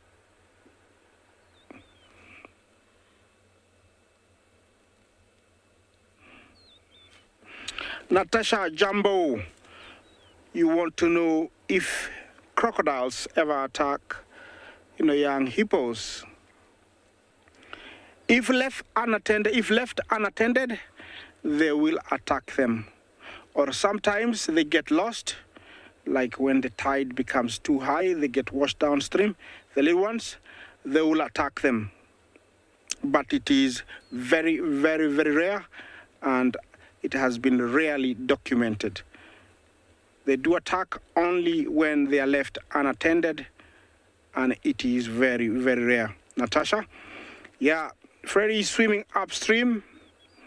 I don't know what he's up to, but you can tell, how big he is, how he's been eating very well. These guys, the Nile crocodiles, they gorge themselves with enough food to last them almost up to 1 year. Imagine. And, during this time, if there is nothing, they are able to slow their heartbeats up to 1 heartbeat a minute. And I think that's where, the logic comes in, that they use very little energy to digest whatever they have eaten during this time of abundance. Yeah, where are you going, Freddy?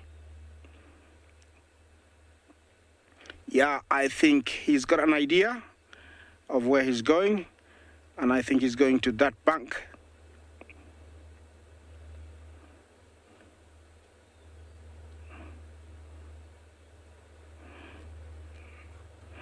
Marianne Jumbo, you asked me, how do you identify between males and females?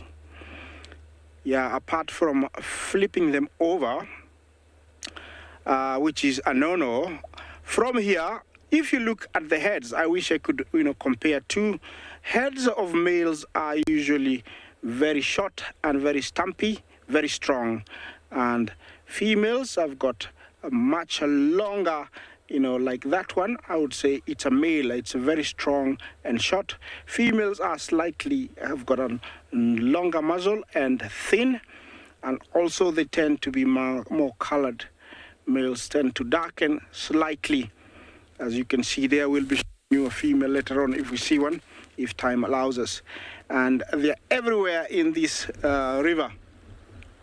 I would say we see more males to females for some reason, and I don't know if it's the case or the females are somewhere, but during incubation, the eggs of a crocodile are determined on the temperature of what they will become. Either too much of heat and they will be males, and less of the heat and they will be females.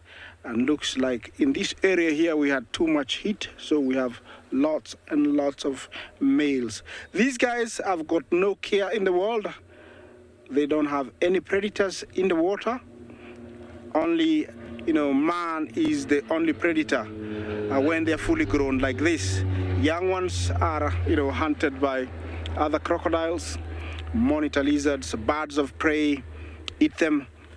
Even big catfish would swallow small ones. Okay, Freddy has found a parking, and he's almost as black as those rocks.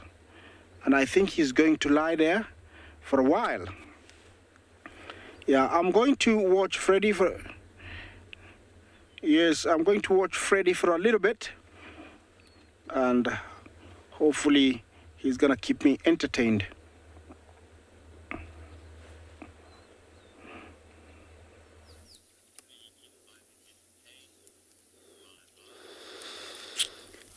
Beautiful impalas. I mean, croc also is one of the beautiful and one of the passionate creatures wait for something to happen around the water, whoever come to drink. But now, this group of impala, we just find them feeding, and this is kind of like a kilometer away from where we left that female lioness. See, it's kind of like, I'm not too sure, it's probably something disturbing them there, but they're well alert, so it could be something that they heard they're not sure about, and this is what you see they running, but they're now looking at us. Could be not serious, because they're not alarm calling, and now they're going relax again. It's all just a mix of the young males, as you can see, little horns sticking out on one of these. So after that lioness, we went to position of Hokumuri from yesterday, and then he's not there. It looks like it's probably moved, the kill is not there, it's probably stalling. Let's say it was the same lioness we had this morning. Had a little bit of a Hokumuri's feed, that little bit of a meat. So we will carry on looking around here. Hopefully we get him.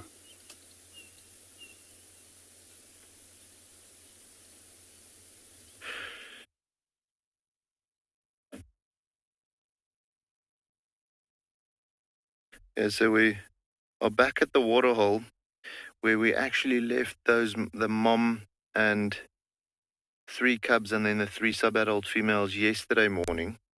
And here we have the other member of the Southern Pride. I don't know, we'll go back in on it now, but it seems like she's just finished drinking water and come to rest in the shade here. Look, you can even see that little bit of drool still hanging from her lip.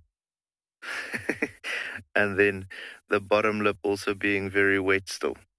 So must have just finished drinking water. I know we were discussing it earlier, whether or not she's still mating with the male. It does not seem like it. So possibly the mating ritual is finished. And now hopefully in about 3.5 months, we'll have more baby lions. That would be epic. But yeah, I don't think the mating finished too long ago. Otherwise, she would have tried to find the rest of the pride, the one that we actually had this morning. So relatively certain it might have just finished, like let's say during the night or this morning. So it would be interesting to see if she joins the pride this afternoon or not.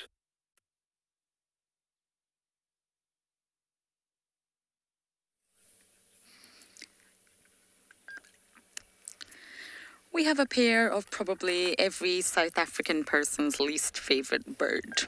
Now, I love this bird, but they are very vocal and very loud. You find them all throughout South Africa, even in the cities, and they tend to, well, they're well known for waking people up, which people don't like.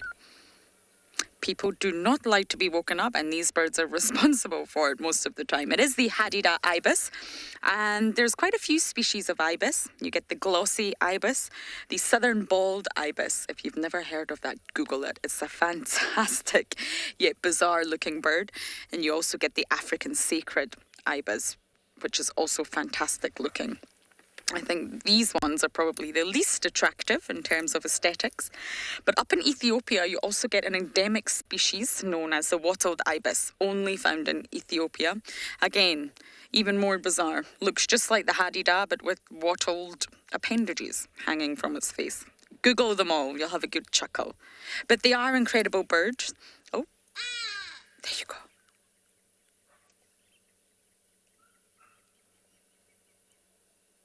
I hope you all heard that.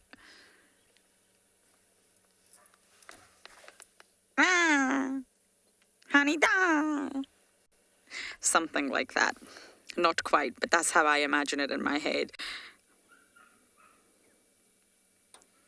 Very difficult to tell the difference between male and female, but they are monogamous, which means you will see them in their sort of male-female pairing, and the males are slightly bigger than the females. So again, with birds, you probably would have to see them standing next to each other in order to pinpoint exactly who's the male and who is the female.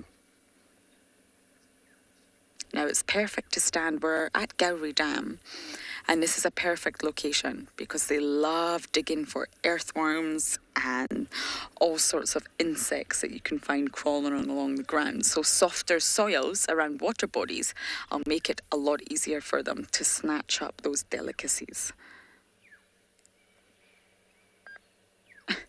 We've not got the best view, but I just know as soon as I turn my engine on, I'm going to fly away.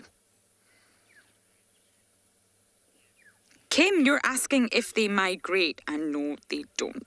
They are normally commonly found. They're called common residents. They're found all year round in South Africa. They're said to have an expanding population, which means that their distribution is also expanding. Because there's more of them, they're sort of widening their distribution. So it means there's more and more hadidas. But no, they're common residents, which means they do not migrate.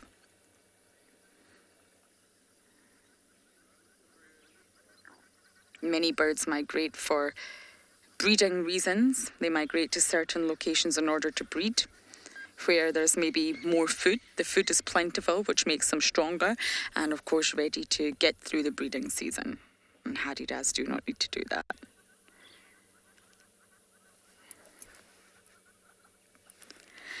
So there is another vehicle waiting to pass us, I'm afraid. So we're kind of blocking the damn wall here. So we may need to pull aside shortly.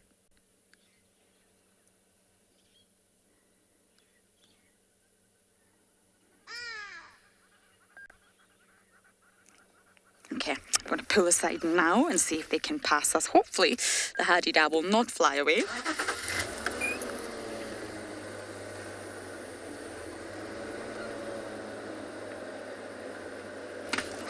Oh no, off they go. Sorry everyone, I had no choice there. There's a vehicle waiting to get past. Heidi, you're saying they're much louder than your alarm clock. Really? My alarm clock is pretty loud, and if it's not loud, I don't wake up. Although I'm very sensitive to light, so as soon as the sun is up, I do wake up. Hi! But yes, they are incredibly loud, and I would hate to have a hadida ibis alarm clock tune. I can't think what is worse. What is the lesser of two evils? We're going to sit here and admire this water body for now.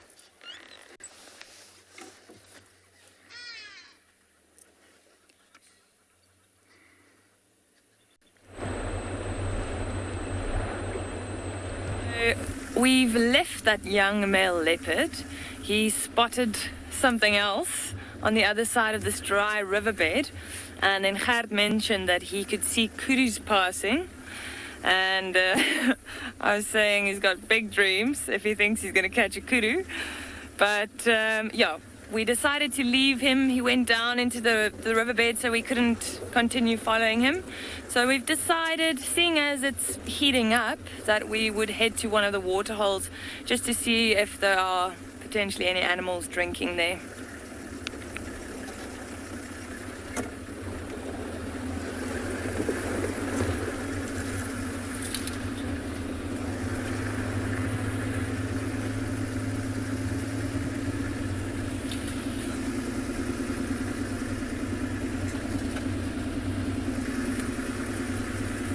In the middle of the day, you might find elephants coming down to the water. We might potentially find zebras, especially in this area. Zebras, impalas, wildebeest potentially. At the moment, I don't think there are any hippos at this waterhole.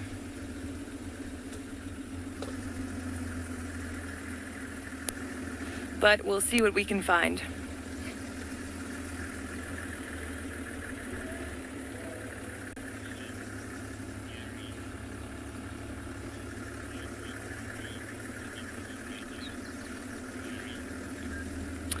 Gary. So you do a qualification with the Field Guides Association of South Africa. You can go look that up. And currently, they've got a lot of online programs that you can do. So you can actually do your theoretical exam online. And then once you've completed that, you go do a practical somewhere at an institution. So like on Pridelands, for instance, they do ranger training there. And then with And Beyond, we've got an internal program that we do. So we also do the Fagasa, and they have a course called Nkwazi that all our rangers will go through, which is quite fun.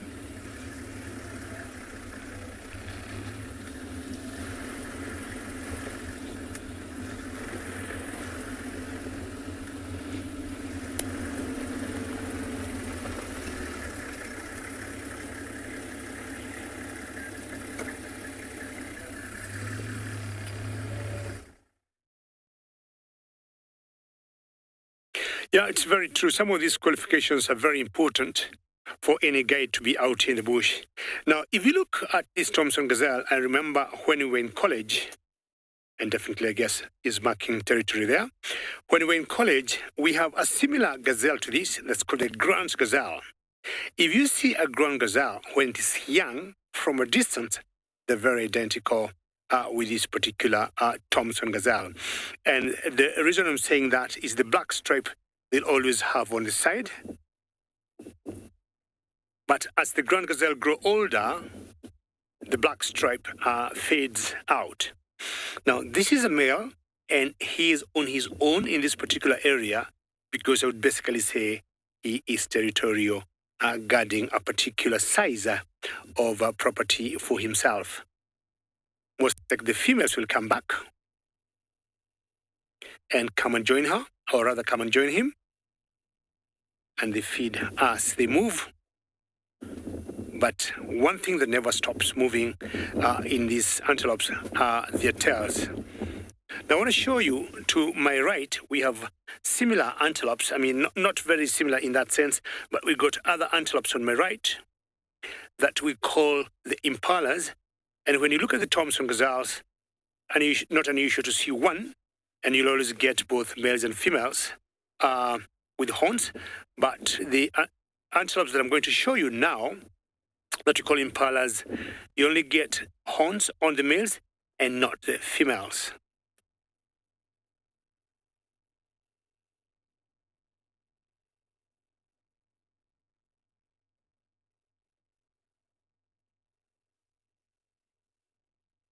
Now you can see these impalas have been on very short grass. Robert, you're asking where the Thompson gazelles get their name from. Still going back to my college days, or when you talk about guides qualification, when I went to college as a young boy, we were told way back in the 1880s, there was a very famous, could have been Scottish British explorer who came visiting Africa, and he cruised or loved to be in East Africa, and also Kenya and Tanzania. And his name was Joseph Thompson. And I gathered that he loved the wildlife, and more so the Thompson gazelles. And we were taught, or we were told, he decided to name those gazelles after himself. And years or a century later, we still call them the Thompson gazelles after Joseph Thompson. The other day I was thinking it could be time also we change some of these names, and we get, local names, and we name the impalas maybe like David's gazelle. My cameraman today is called Bungay, and maybe we could have Bungay's gazelles or something. But yes, the Thompson gazelles came from Joseph Thompson. There's another gazelle also that is called the Grant gazelle. It came from a gentleman who was called John Grant way back. Now, this is the male in charge of that harem that you saw, of only girls. Look at the size of his horns, magnificent. Thank you for posing for us. I'll take a few pictures of you, and I'll tell you to have a lovely day.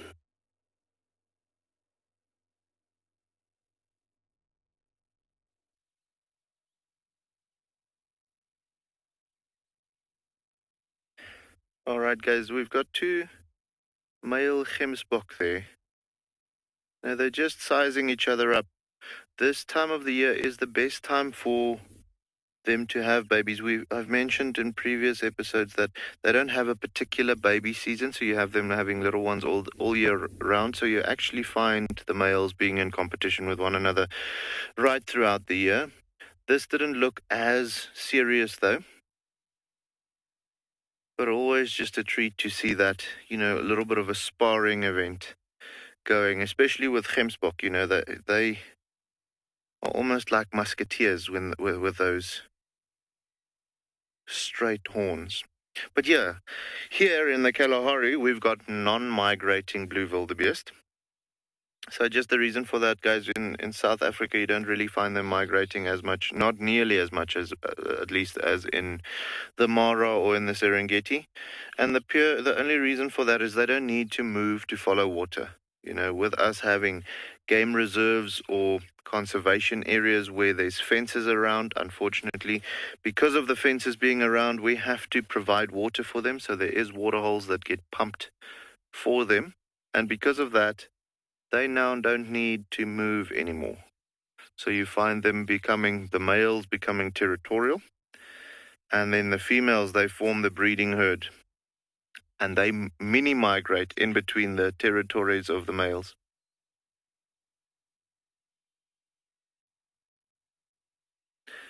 Chris just commented, gemsbok is his favorite antelope. Chris, I'm going to agree with you there.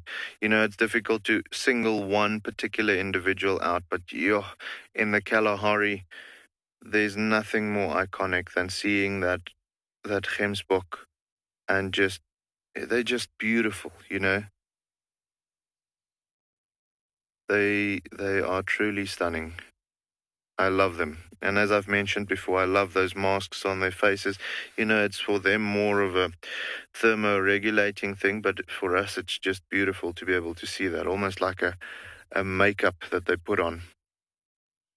That's stunning, stunning, stunning.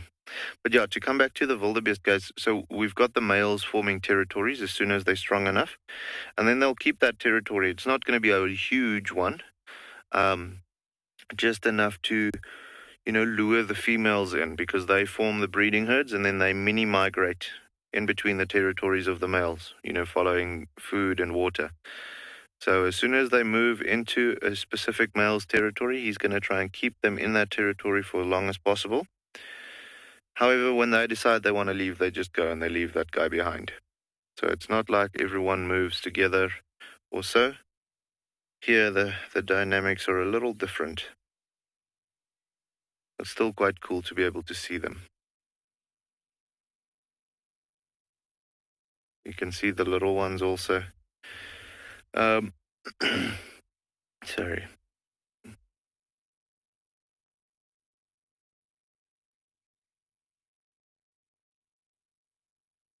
So Beverly just had a question. What's the difference between antlers and horns?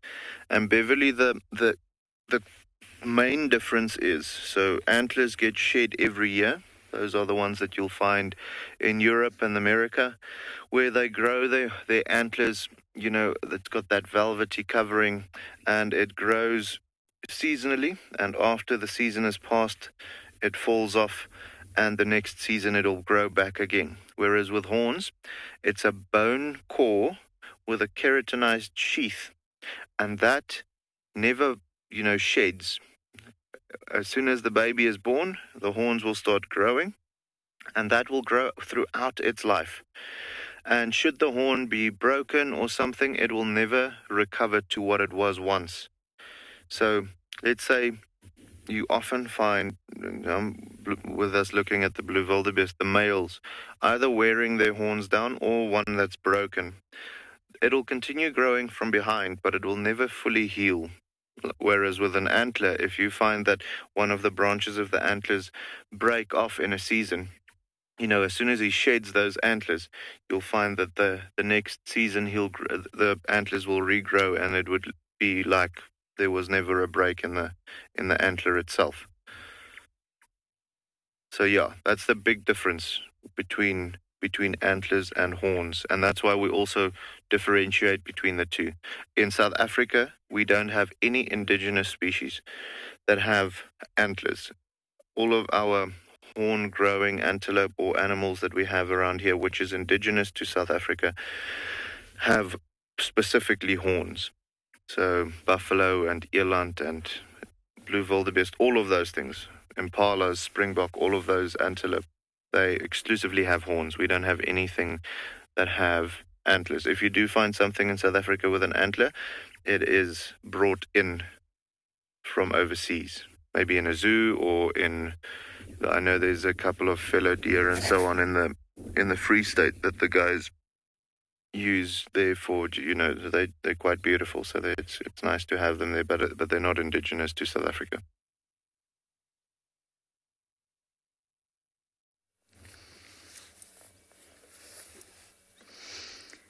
We are looking at the hippos, but BK, my little friend, is back. No, stay there.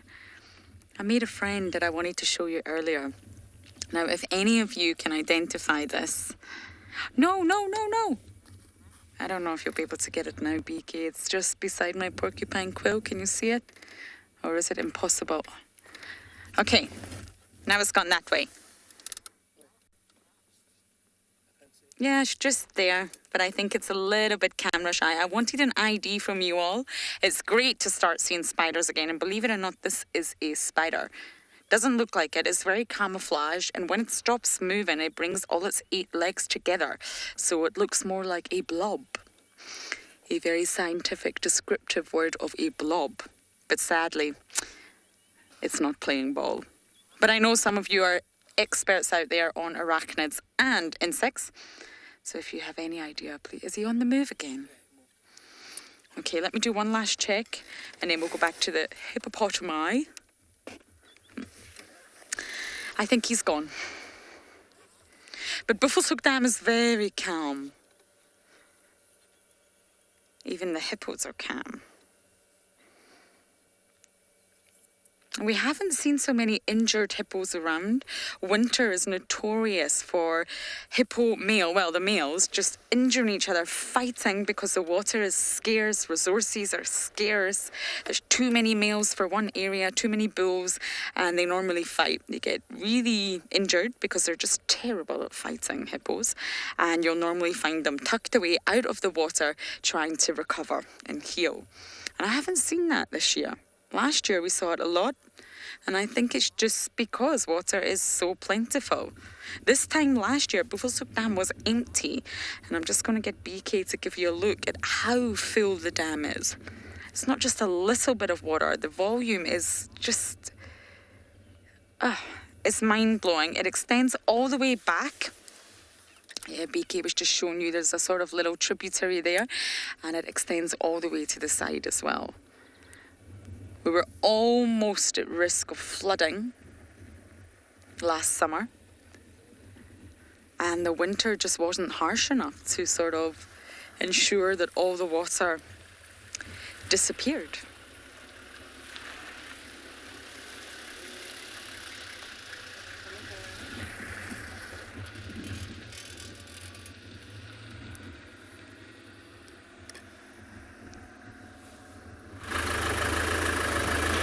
Well, hippos, sorry about that. Hippos and the buffaloes, to me, are the most dangerous animals that we got in Africa. I would say this one, to me, is not an animal even to come close to. He's full of mud. He's very prime, I would say. And he must have been wallowing some mud. I just want to back up a little bit. Abunge, just allow me to back up a little bit, because he keeps moving every time I move. Just 1 minute. We have had some big rains here in the Mara, and we got what you call the black cotton soil that sometimes... Bunge, how is the back there? Hold on, I want to show you the face of this very mean-looking buffalo here. Are you happy there? Or keep coming? He looks so mean. And I was talking about happy. Happy? Okay. Bunge is happy there. Bunge.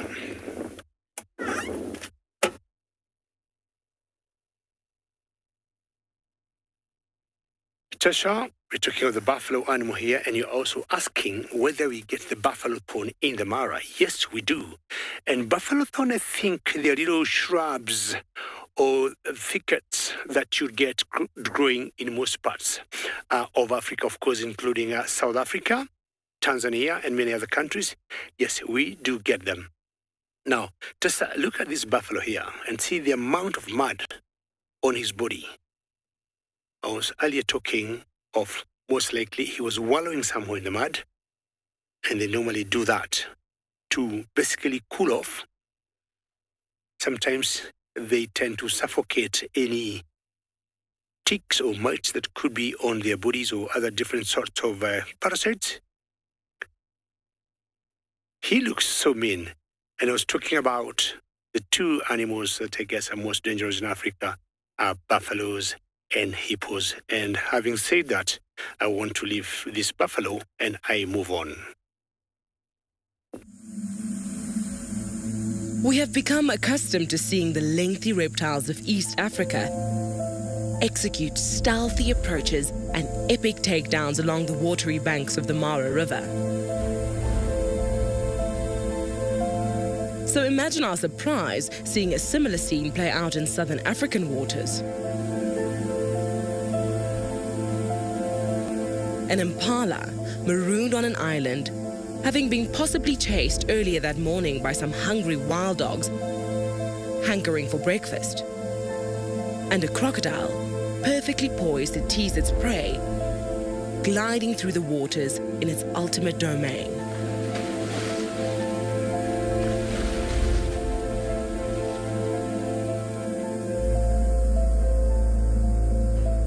Having had enough of this cat and mouse, the crocodile began its approach, forcing the impala's hoof.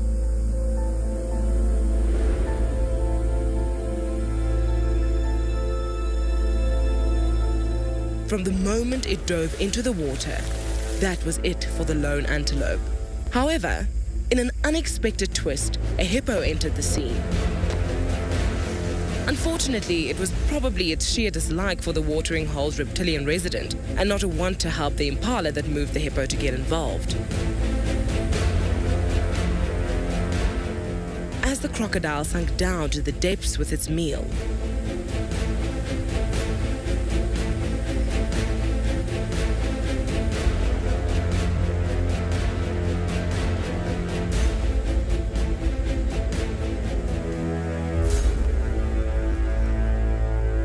the waters calmed down, without a sign of the turmoil that had unfolded, bar some annoyed hippos.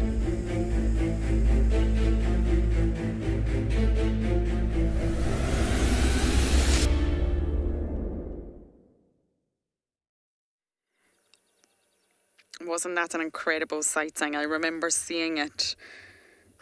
Crocodiles are very opportunistic, but their diet consists primarily of fish.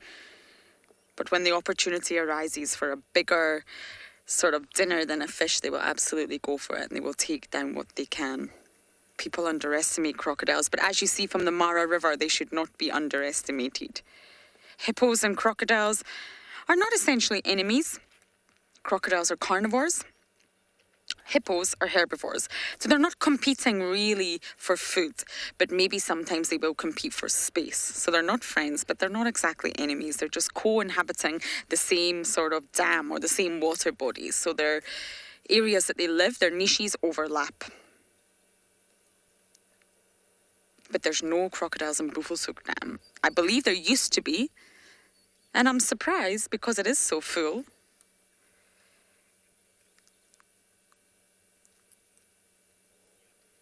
Yaku Swippos. There we go. Swippos. Hippos do not swim. And I combined that entire sentence into Swippos. I hope you like that. They don't swim. They don't have the ability to swim due to their very unique body shape and design. They walk, or they just keep buoyed up. It's all to do with buoyancy. And you can control buoyancy with your lungs, even humans. It's a fascinating concept. So the dam is very broad and wide here, but it's probably not that deep. So the hippo will stay just bouncing on its tippy toes, or it will have its whole foot down on the ground, or it will just be keeping itself buoyed up by controlling its buoyancy through controlling the air and the sort of volume of air in the lungs. It's possible for humans to do that as well. Any free divers or scuba divers will know that, so they don't swim. They're fast on land as well. And if the water's shallow enough, they have the advantage of being very shallow in the water as well. But if the water's too deep, the hippo really doesn't have the advantage there.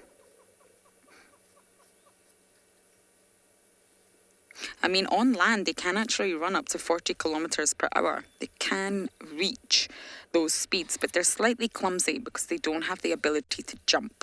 So in terms of jumping over a log or a stump, it's not going to happen. They're not very good at navigating through obstacles.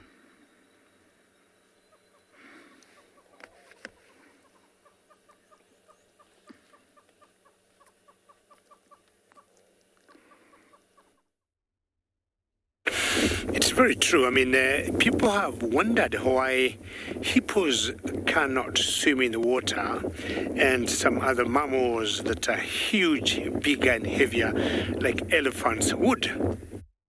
I think it's all about physics and the density of the hippos.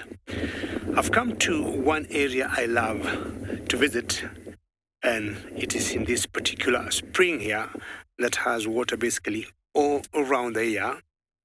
Because for those people who love birds, this is one place they would spend hours and hours. We got egrets, sacred ibis, lapwings, herons, Egyptian geese. You hear the fish eagles in the background. That was a spar-winged lapwing. Chick, chick, chick, chick. Look at the amount of birds in this one small area here. Of course, when it rains, the water levels rise or increase. And that would translate to more food in the water. When I was young in school, we used to be told when it rains heavily, it was raining cats and dogs. And when I started guiding, I started saying with very heavy storms, it is raining buffaloes and elephants. I'm now changing that to when it rains heavily, it's raining egrets and sacred ibises. Maybe not. But we've seen with the coming of the rains, we have noticed increased number of birds, and especially some migrants, like some stocks. Yesterday we saw so many woolly-necked stock, but I'm sure they'll be coming here because of the rains we're having as they migrate down south. And this is one scenery I'll always come and spend a few minutes, as I would want to do now before I leave this area.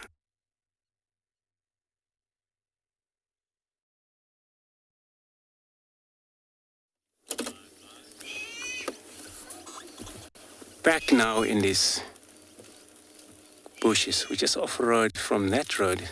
As we heard, it's distress sound, which I will just take it just a minute to see which direction is that. You may actually hear the sound from now.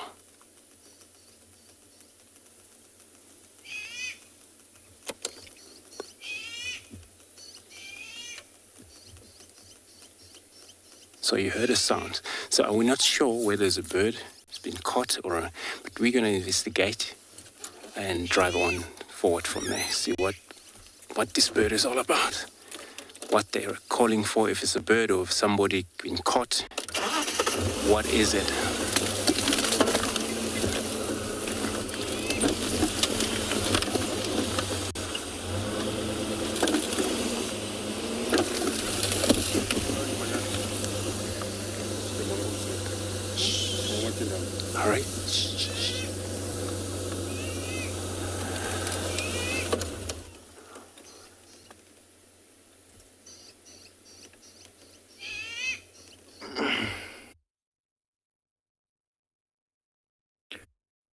Okay, guys, just an update on this morning's activities. We left the Pride there next to the mountain. That female, it would be interesting to see if that female is actually going to join the Pride a little later on, the one that we had just next to the waterhole. There's a ostrich running way over there in the distance. Just a single female. She still needs to find a husband of her own.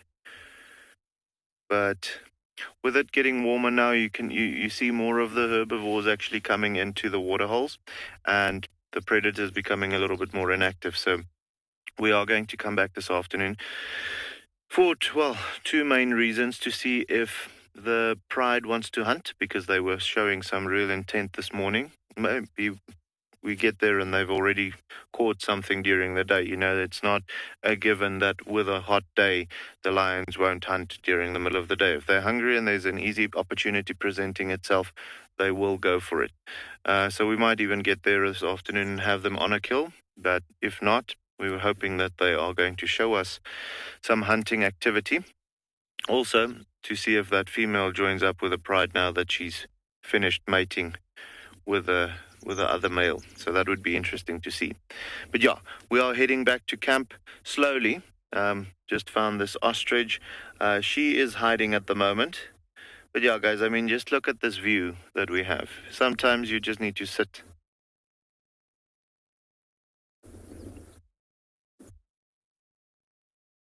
So Bree just had a question. Are ostriches monogamous? And Bree, no, they aren't. We actually have a very interesting structure with them, where the females, what they do is the dominant female in a group, you'll sometimes find a male with a couple of females, and then the number one female in that group will actually allow her male to mate with the other females, lay eggs, let them hatch, and then as soon as they hatch, she'll take them for herself. So as far as monogamy goes, you do get them forming pairs, and often you see them male and female together, but you do also get them like a male with two females or three females or so, where the dominant female in that group will allow the other females to actually mate with the male to, get more offspring, and she'll most of the time raise the other female's offspring as her own. So interesting to see that happen. But I mean, it's very natural to think that they are monogamous, because you always find, or most of the time, find them in pairs. And when I said now husband, I just meant she needs to find a male now to be able to mate with and, start reproducing. It might be a young female that hasn't found a mate of her own or something like that.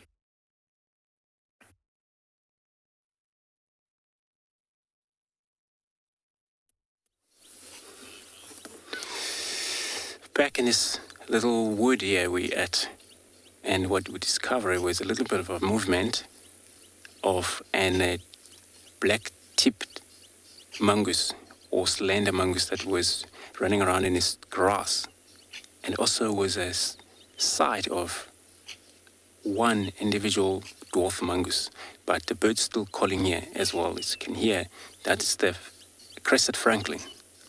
So we're not too sure whether was the bird caught here, or as we move in, probably maybe the mongoose gave up, because we were not too sure. We thought maybe it's a bigger thing, kind of that sound we heard from the distance. So now the bird is still shouting and is not leaving the scene. So it's probably whatever that mongoose, still maybe is a visual of the mongoose that bird can still see. But yeah, that was all about. So it was not a big cat or anything. Or I would have thought maybe it could be, python trying to, kill maybe an antelope, that kind of distress from the distances.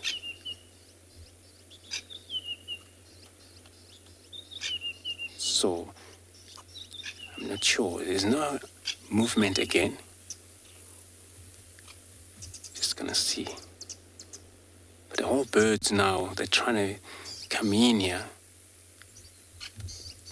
Probably just because of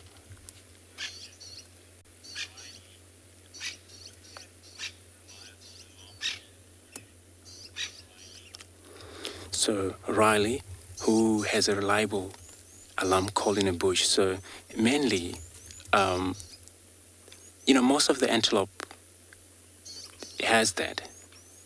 And this is where I continuously had them calling, or if they do kind of bark sound that do that, then for sure, continuously, then they might have a sight of something danger to them.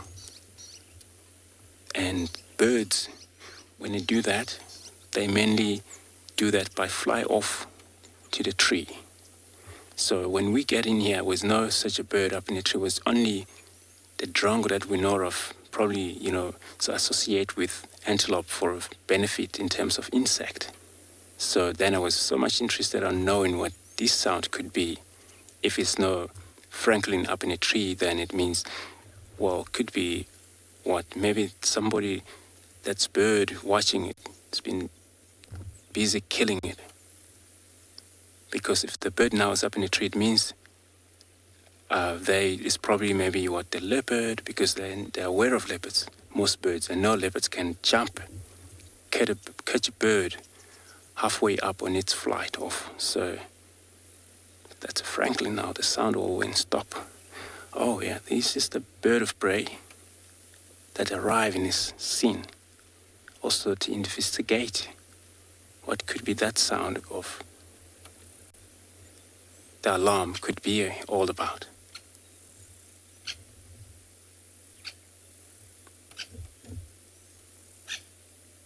The franklin's still giving alarm call. A lot of time I've seen that wherever is a danger, once the danger spotted, it's alarm calling going. We'll leave the scene here anyway.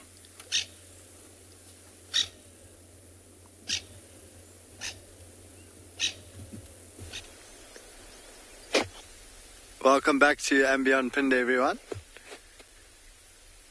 We found a really nice scene here. We've got 4 old buffalo bulls.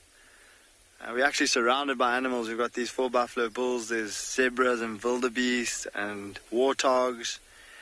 And behind one of those buffaloes there's also a big white rhino. And we've been checking these open areas, getting some high ground and then scanning with binoculars and seeing if we can find that female cheetah with the 2 youngsters. But we haven't had any luck, so we came down to have a look at one of the last remaining watering holes, and yeah, there's just a hive of activity at the moment. There's a lot of animals that have come down to drink, and some that are waiting for a gap to have a drink. See the warthogs moving off in the background. Oh, and the rhino has laid down. You can see him in the background there in the shade. The buffaloes also standing. They've been to the water, so some of them have a lot of mud on their bellies and on their horns. And they've moved into the shade, and every now and then are scratching against the thorn trees that they're standing underneath, and also ruminating, just re-chewing the cud.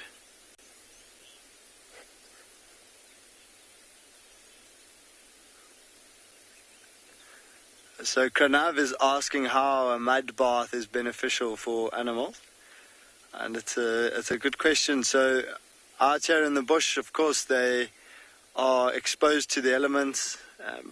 One of the biggest and most important things that a mud bath can help with is protecting the skin from the UV rays of the sun. So covering themselves in mud blocks a lot of that UV rays that could damage their skin. So it's a sun protection factor for them. And then there are lots of ticks and fleas and other little ectoparasites that come and sit on these animals. And what mud bathing does is it covers the body in mud, and it tends to suffocate and dry up some of those little parasites that sit on the skin.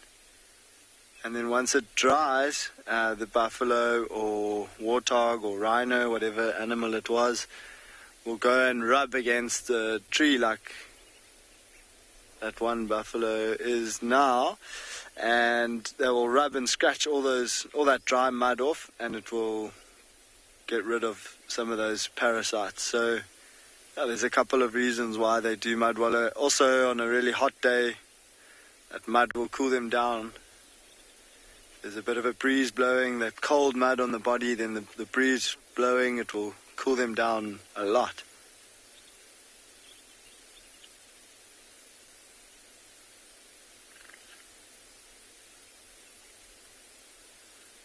And I think it also just feels really good if they lie down in the mud. It's sort of just relaxing.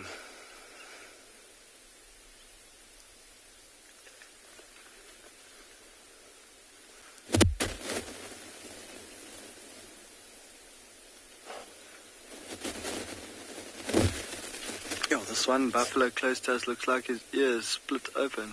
You see that?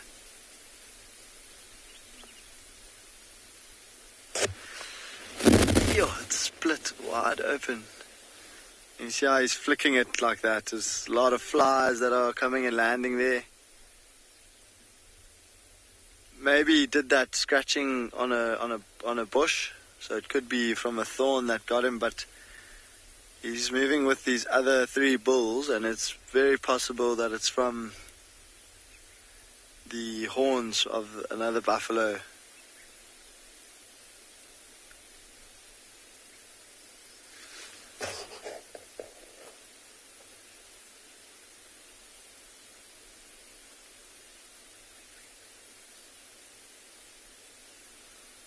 So something like that, if he's not careful, if it gets some dirt in it and closes up, will cause something like an abscess on the side of his ear or on the side of his head there.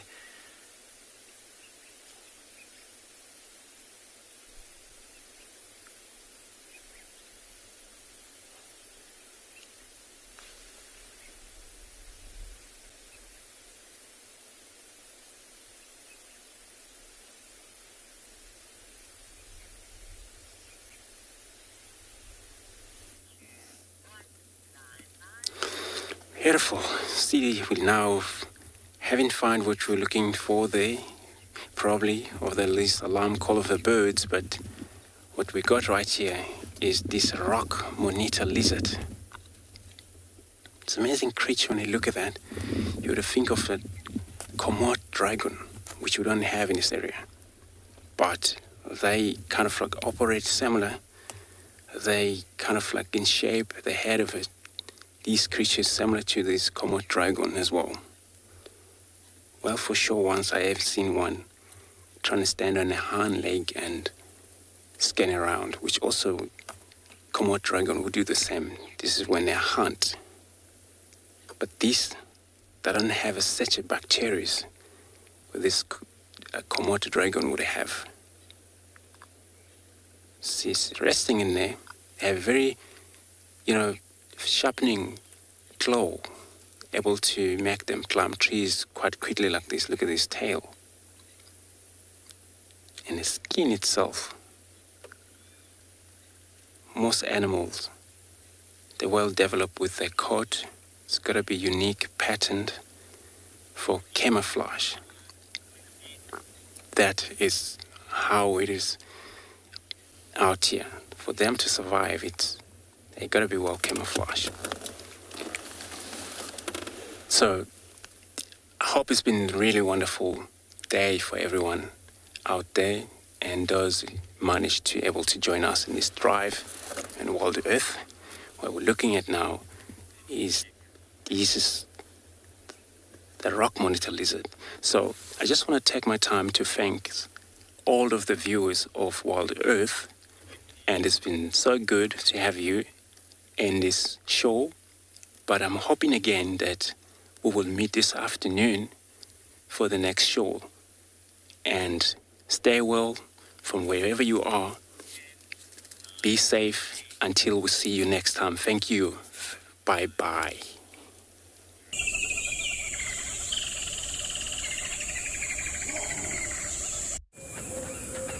This program features live coverage of an African safari and may include animal kills and carcasses. Viewer discretion is advised.